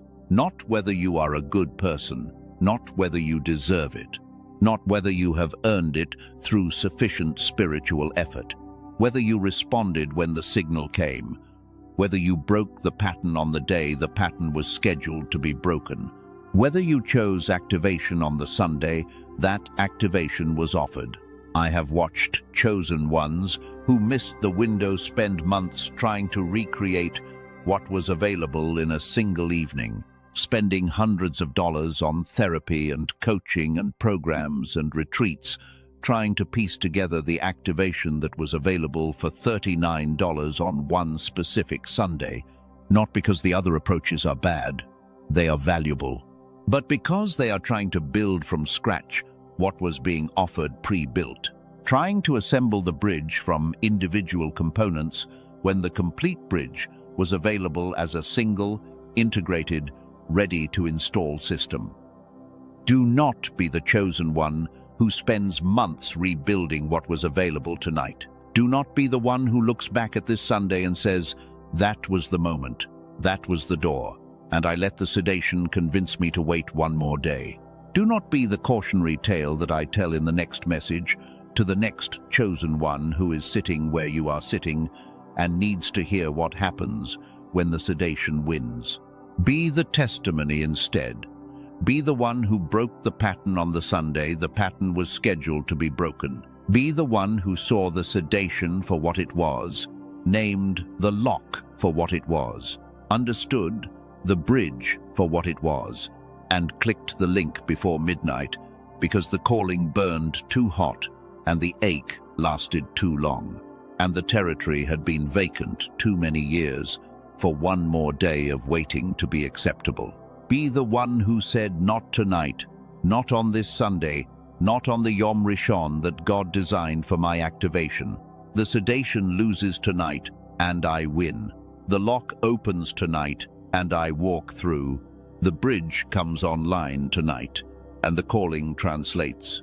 Starting now, starting with this click, starting with this decision that is smaller than a meal and shorter than a commute, but bigger than anything I have done in the last 3 years, because this is the decision that breaks the cage. There is something else I want you to understand about the territory before we move into the final section of this message. Something about the people in your territory who are connected to your activation in ways that neither they nor you currently understand. Every chosen one has a constellation, a specific arrangement of people whose breakthroughs are linked to the breakthrough of the chosen one assigned to their territory. These are not random connections. They are divine assignments. People who were placed in your sphere not by accident but by design. People whose problems are solvable, but only solvable by the specific frequency that your calibrated presence broadcasts. You know some of these people by name. They are the ones who come to you with their problems, even though you feel unqualified to help. They are the ones who feel better just being around you, even during your deactivated state. They are the ones who describe you with words like calming, grounding, safe, even though internally you feel none of those things.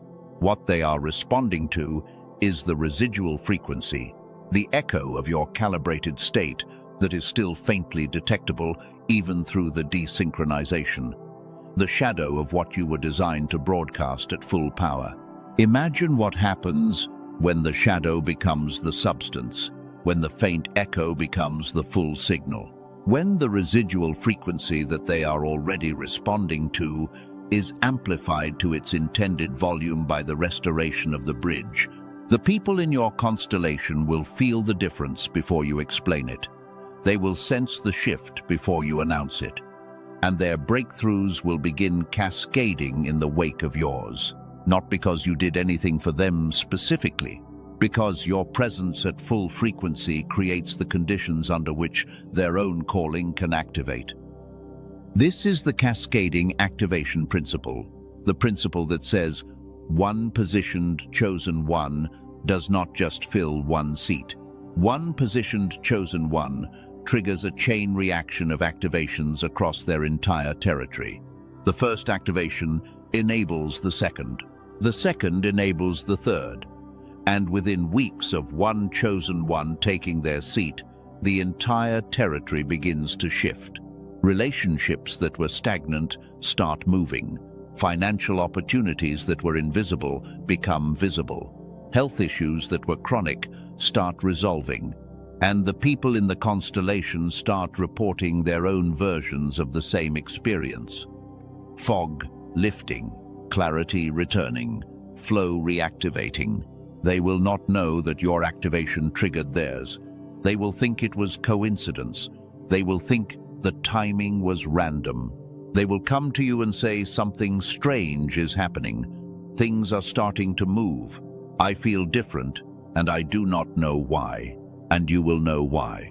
You will know that the something strange is the territory coming back online, that the things are starting to move because the organizing frequency is broadcasting again, that they feel different because the frequency they have been starving for since the seat went vacant has finally been restored.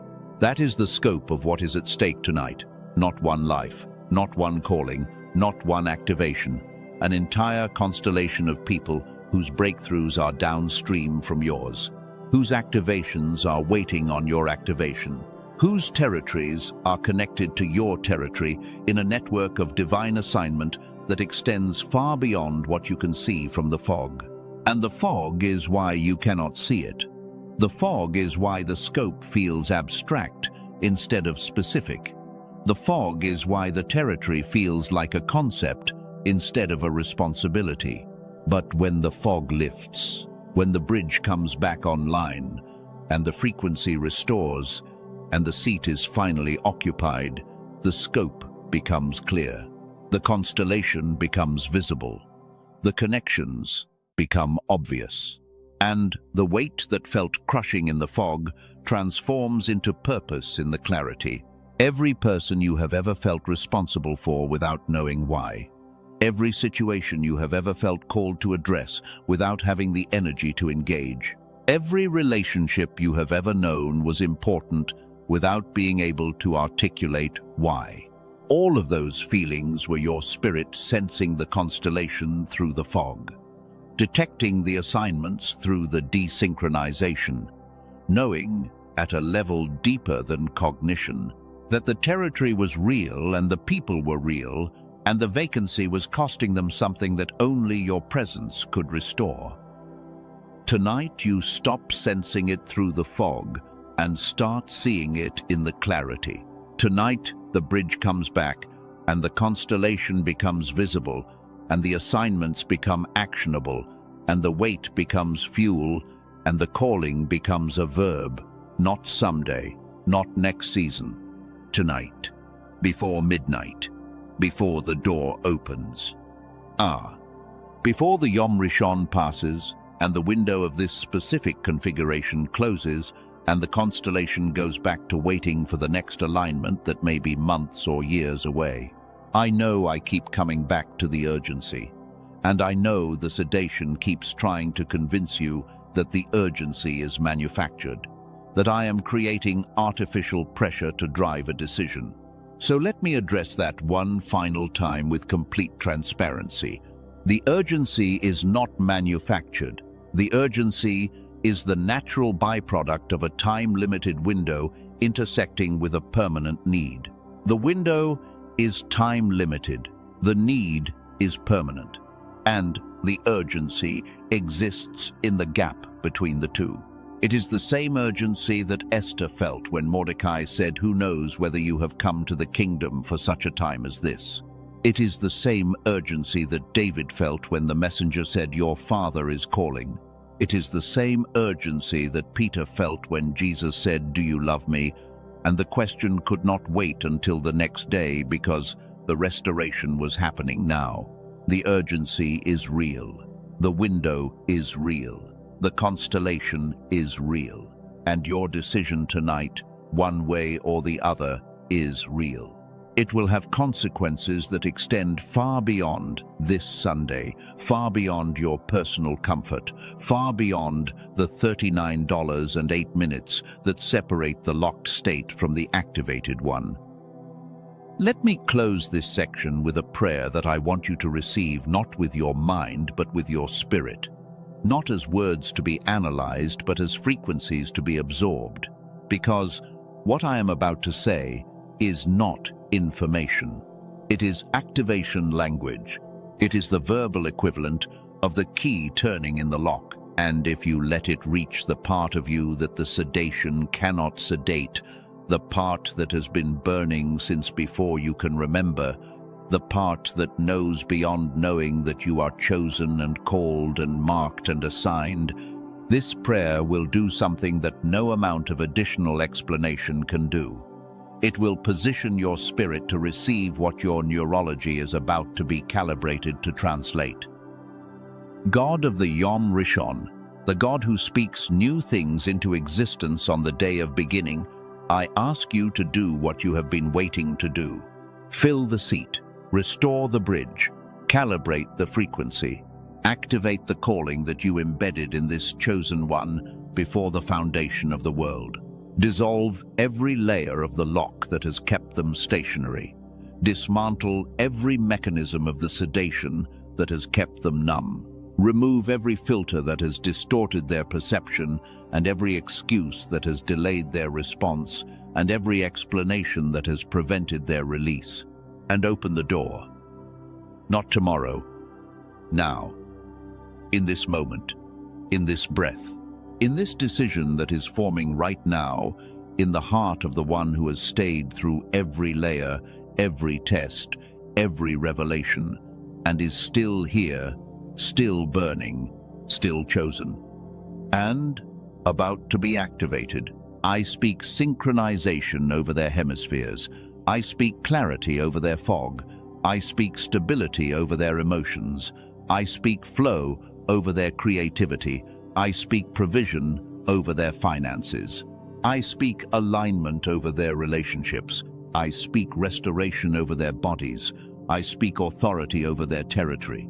And I declare that the Sunday sedation has failed, that this chosen one will not sleep through this one, that the door opens tonight, not tomorrow, that the activation begins now, not later, that the waiting ends here, in this message, on this Sunday, with this prayer, with this click, with this irrevocable decision that the lock was never meant to hold forever, and tonight is the night it lets go.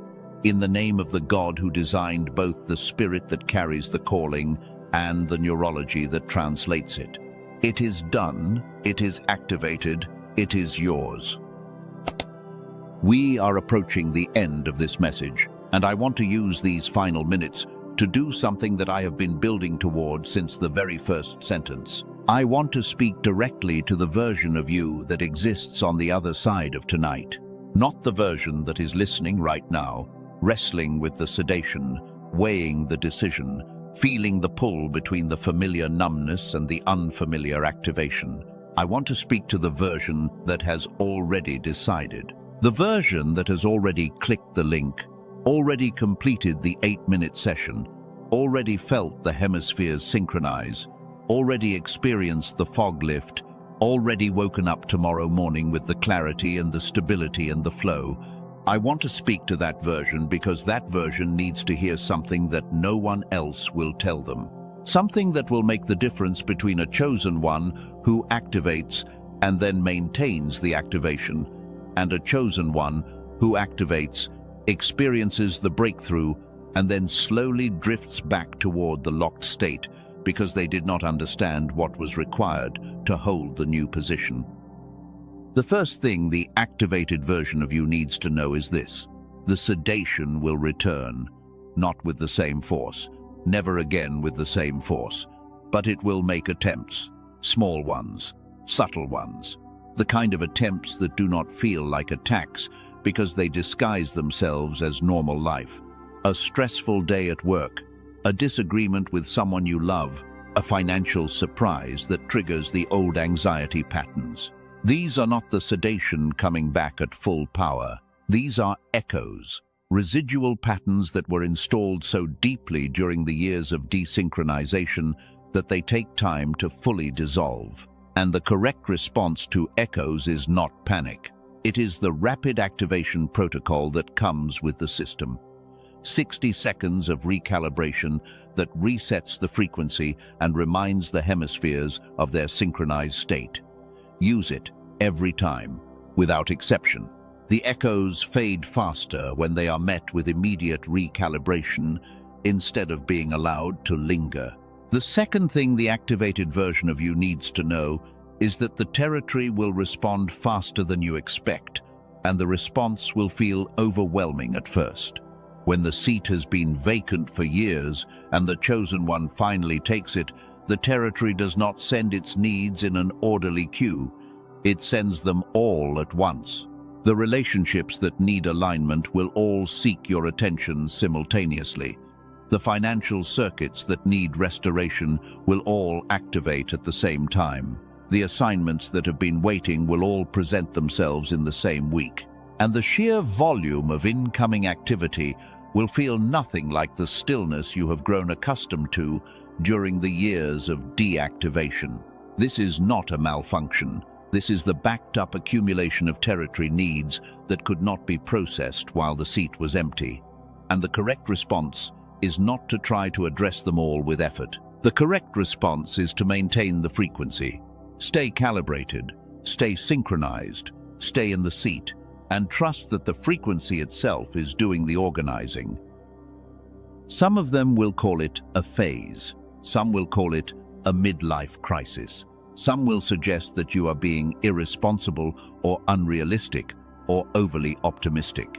And the temptation will be to dim the frequency to make them comfortable, to re-engage the sedation voluntarily so that the people around you feel less disrupted, to put the lock back on because the unlocked version of you is making waves in relationships that were calm only because you were asleep. Do not dim the frequency. The disruption is temporary. The people who belong in your territory will adjust to the activated version of you. They will not just adjust, they will thrive. Because the activated version of you is the version they were always meant to be in relationship with. The locked version was a substitute. The deactivated version was a placeholder. And when the real version shows up, the relationships that are genuine will deepen, and the relationships that were only sustainable because you were diminished will naturally reorganize. That reorganization is not loss, it is alignment.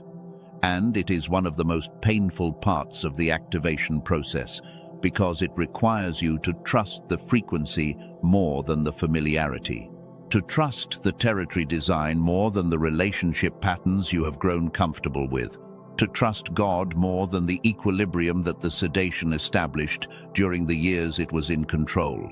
The fourth thing the activated version of you needs to know is practical. It is about how to integrate the recalibrated state into your daily rhythm so that the activation does not remain an event but becomes a lifestyle. Because the 8-minute session is the ignition. It starts the engine, but running the engine requires fuel. And the fuel for a synchronized brain is different from the fuel for a desynchronized one. A desynchronized brain runs on adrenaline, caffeine, willpower, and urgency. It requires constant stimulation to maintain even basic functionality because the hemispheres are competing for energy instead of sharing it. That is why you have been so tired. Not because you are lazy, because your brain has been running 2 engines instead of 1. and 2 engines consume twice the fuel. A synchronized brain runs on entirely different fuel.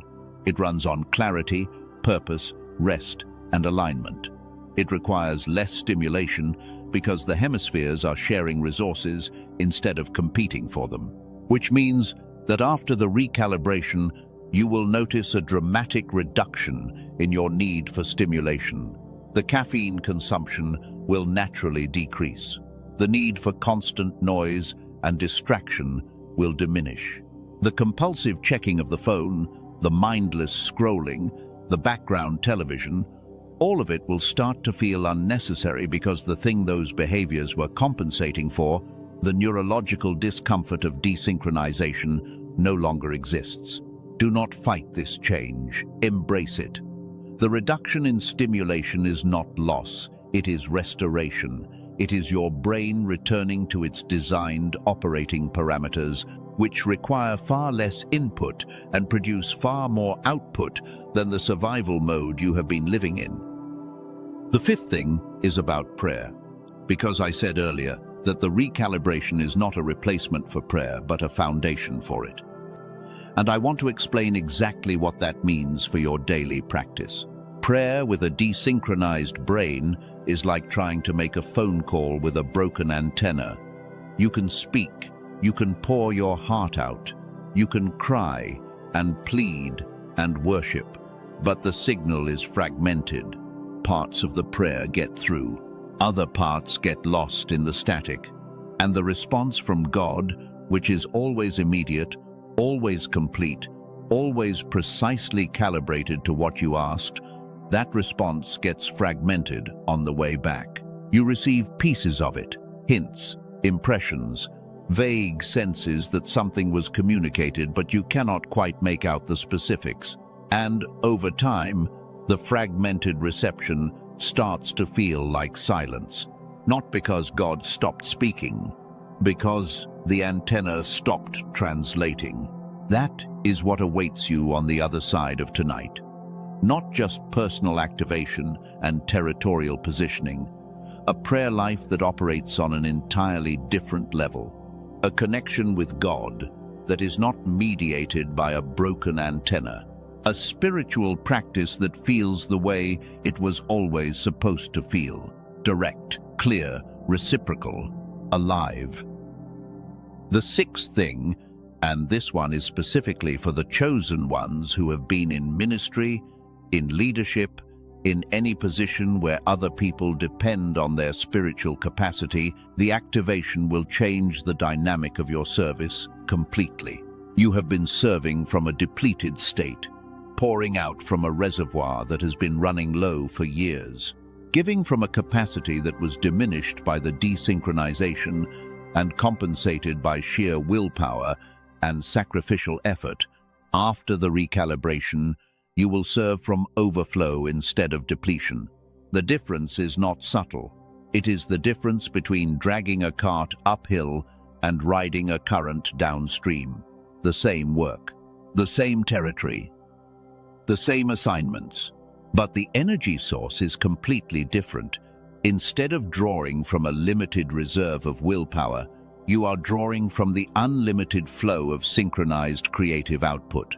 And the output does not deplete, it regenerates, because the synchronized brain is not just producing energy, it is producing more energy than it consumes. A net positive energy system that the desynchronized brain cannot achieve, because the desynchronized brain spends most of its energy on the internal conflict between competing hemispheres. You will look back at the years of depleted service and wonder how you survived, not with judgment, with compassion, because you will finally understand that the exhaustion was not a character flaw. It was a design limitation imposed by the desynchronization. You were running a system at emergency capacity for years, and the fact that you sustained it at all is a testament to the caliber of calling that God placed inside you. A lesser calling would have burned out completely. Yours did not burn out, it burned on, through the fog and the fatigue and the 5 layers of a lock that was never strong enough to extinguish what God Himself ignited. Now I want to return to where we started, to the test, to the 3 examinations that God embedded in this Sunday, to the question of whether you will pass them before midnight. You know what the tests are. You understand the architecture. You have seen the sedation and named it. You have identified the lock and found the key. You have heard the science and felt the resonance. You have received the diagnosis, the mechanism, and the solution. Everything that can be communicated through words has been communicated. What remains is action, the one thing words cannot do, the gap between hearing and doing, between understanding and implementing, between knowing the key exists and actually using it. That gap is the test of response, and it is active right now, in this moment. In the seconds between the end of this sentence and the beginning of whatever you do next. The link is in the description. The recalibration is waiting. The bridge is ready to come back online. The seat is ready to be occupied. The territory is ready to receive its authority. The constellation is ready for the cascade. And God is not waiting for more preparation. God is waiting for one click, one decision, one pattern break on one Sunday that changes everything that comes after it. I want to address one final group of people before I close. The ones who have been with me for this entire message, who have felt every word land exactly where it was aimed, who have recognized themselves in every description and identified themselves in every layer, and who are still hesitating, not because they do not believe, not because they doubt the mechanism, but because the hesitation itself has become so familiar that letting it go feels like losing a part of who they are. I see you, and I want to tell you something that might sound counterintuitive. The hesitation is not your enemy. The hesitation is the last thread of the old you trying to make sense of the new you. It is the caterpillar consciousness trying to understand the butterfly consciousness. And it cannot. The caterpillar cannot comprehend the butterfly from inside the cocoon. It can only trust the process, dissolve the old form, and allow the new form to emerge. Your hesitation is the cocoon, and the cocoon served its purpose. It protected you during the transformation. It kept you safe during the vulnerable period of the chrysalis. But the chrysalis is complete. The transformation is done, and the cocoon that once protected you is now restricting you. The same hesitation that was wisdom 3 years ago is a cage today. The same caution that kept you safe during the preparation is now preventing you from stepping into the activation. Let it go. Not because it was wrong, because it is finished. The hesitation did its job. The preparation is complete. The caterpillar has been fully dissolved, and the butterfly is fully formed. The only thing left is the emergence, and emergence requires one thing: a break in the cocoon, one crack, one tear, one irreversible opening that allows the new form to push through and expand its wings for the first time. The click is the crack, the decision is the tear, the $39 is the irreversible opening. And on the other side of that opening is air and light and space and flight and everything the cocoon kept you from while it was busy building the wings you did not know you had. There is one more thing I want to share before the closing. It is about the morning after, not just the first morning. The mornings after the first morning. The mornings that follow the activation as the synchronized state becomes your new baseline. On the second morning, you will notice that you slept differently, not longer necessarily, but deeper. The kind of deep where you do not remember dreaming because the brain was fully engaged in restoration instead of running the fragmented dream loops that desynchronized sleep produces. You will wake up and the first thing you notice is the absence of resistance, the absence of the heavy, reluctant, "why do I have to do this again" feeling that has greeted you every morning for years. In its place, there will be something you might not recognize at first: anticipation, eagerness, the feeling of being drawn toward the day instead of pushed into it. On the third morning, the creative flow will intensify. Ideas that arrived as whispers on the first day will arrive as conversations on the third day.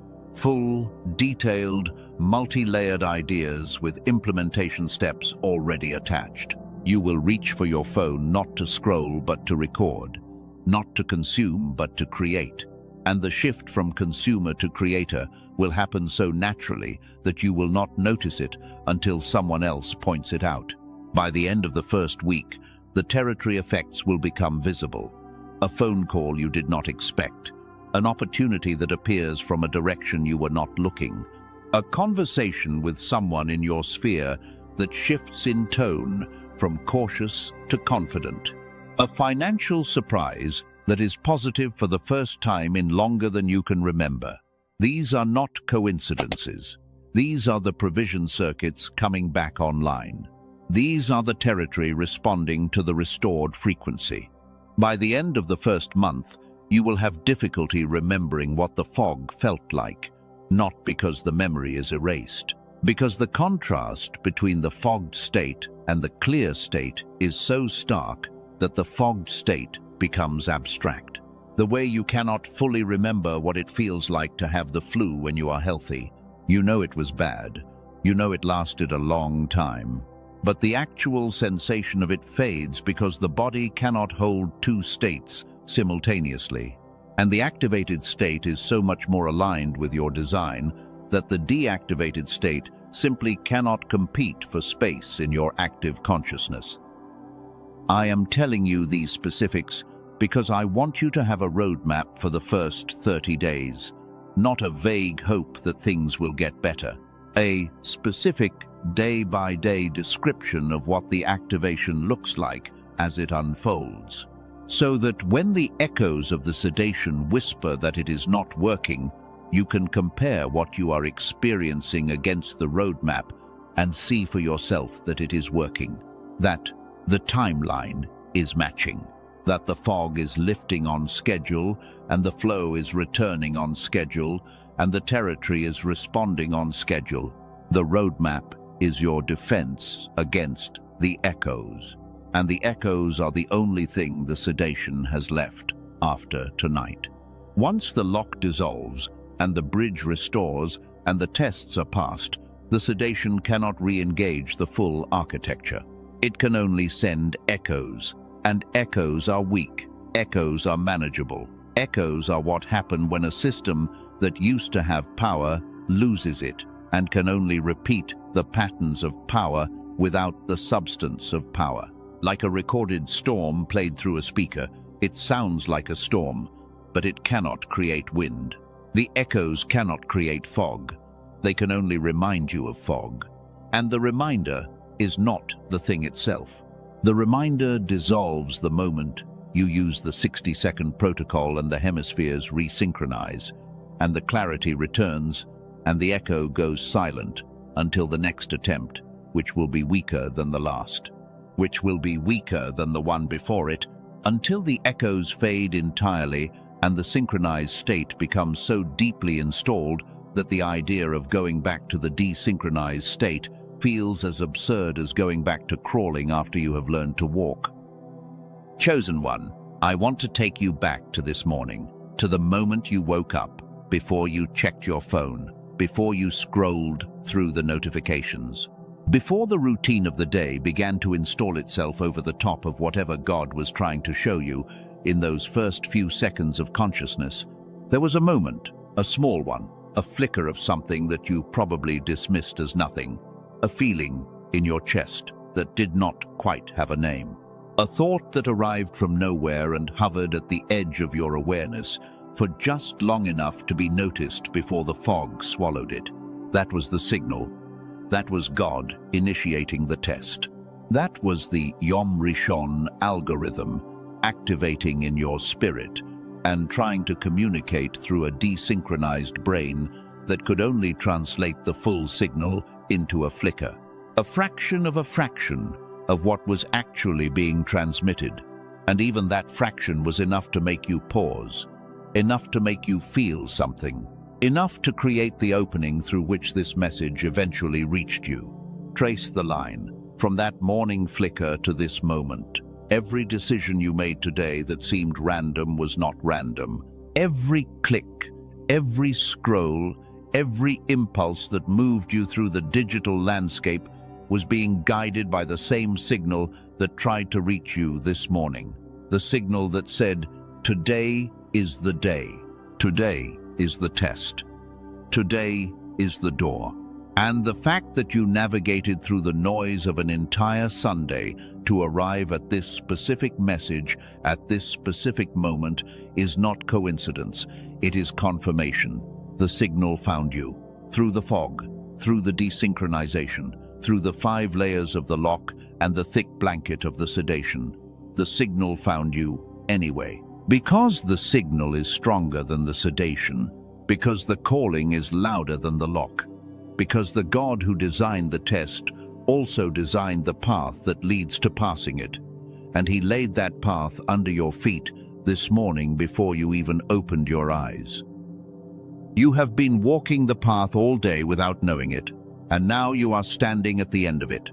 The link is below. The door is in front of you. The tests have been explained. The layers have been named. The architecture has been exposed. The key has been identified. And the only thing left is the step, one step, through the door, into the territory, onto the seat, into the frequency, into the activation, into the life that has been waiting for you since before you drew your first breath. Chosen one, this is the final word of this message, and I am choosing it carefully because it is the word I want ringing in your spirit when you close this tab or click the link, when you go back to your Sunday or step into your activation, when you choose the sedation or choose the switch, when you keep the lock or turn the key. The word is now. Not tomorrow, not when you feel ready, not when the circumstances align, not when the fear subsides, not when you have thought about it and prayed about it and discussed it with someone who understands. Now. Now because the door has a timestamp. Now because the territory has been vacant too long. Now because the constellation is waiting. Now because the fog has been thick enough and the flow has been absent long enough and the ache has been persistent long enough that you already know with a certainty that no amount of analysis can increase that what I have described in this message is exactly what has been happening to you, and the solution I have offered is exactly what you need. Now, because God did not bring you to this message by accident, He brought you here on this specific Sunday because this is the Sunday He designated for your activation, not your preparation. Your activation. The preparation is done. It ended somewhere in the middle of this message, when you recognized the sedation and named the lock and felt the bridge and saw the door.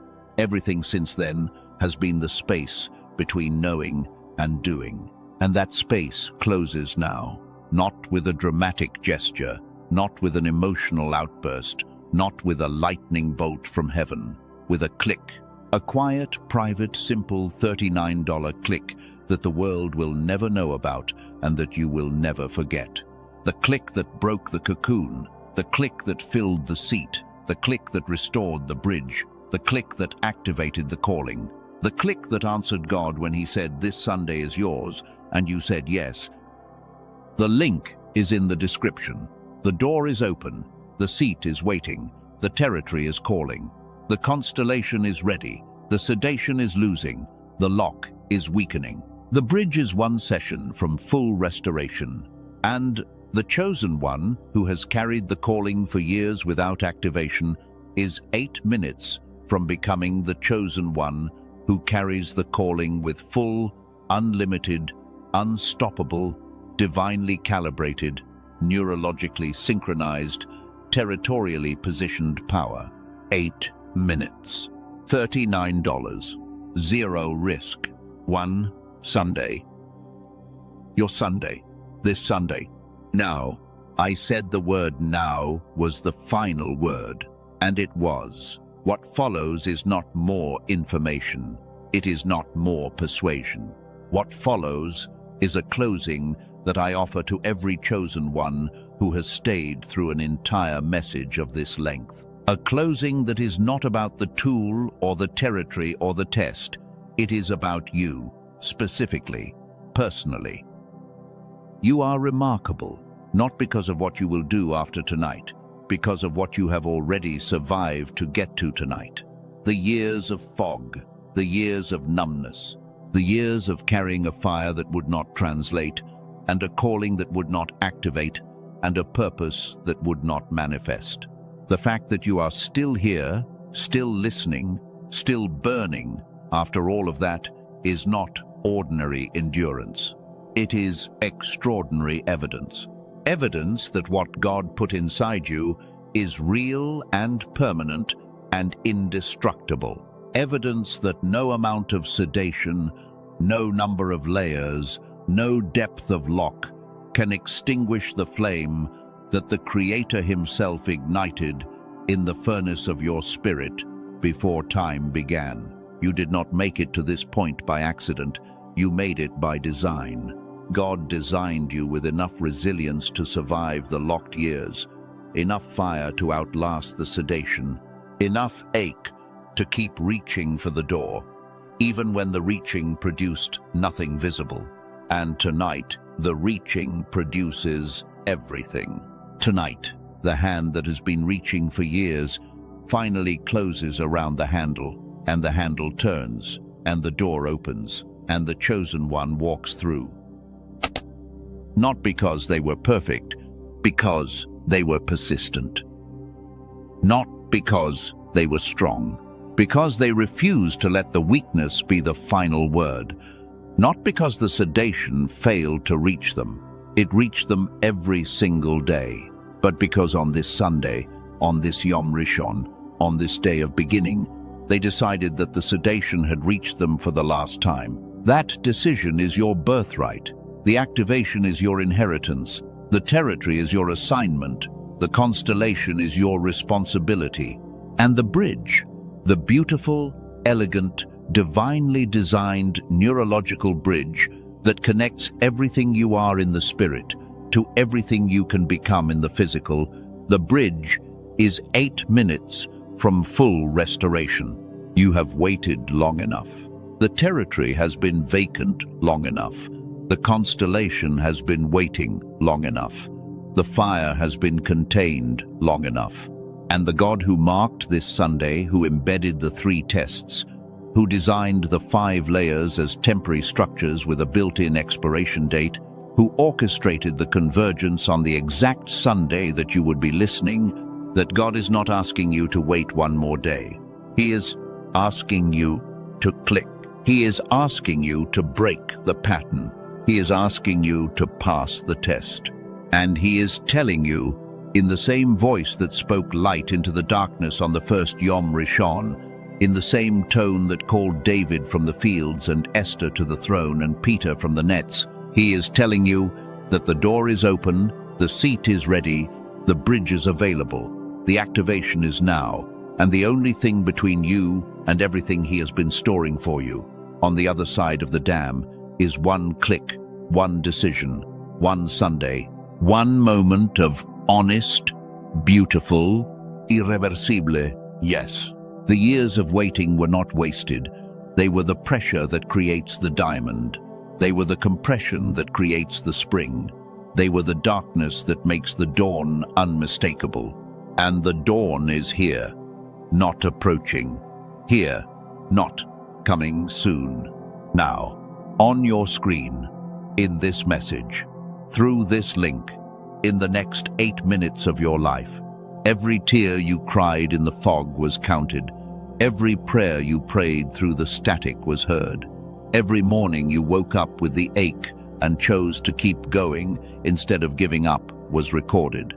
And tonight, every single one of those moments is redeemed. Not erased, redeemed. Given meaning, given context, Given the ending that transforms the story from a tragedy of wasted years into an epic of faithful endurance that culminated in the most powerful activation the territory has ever seen.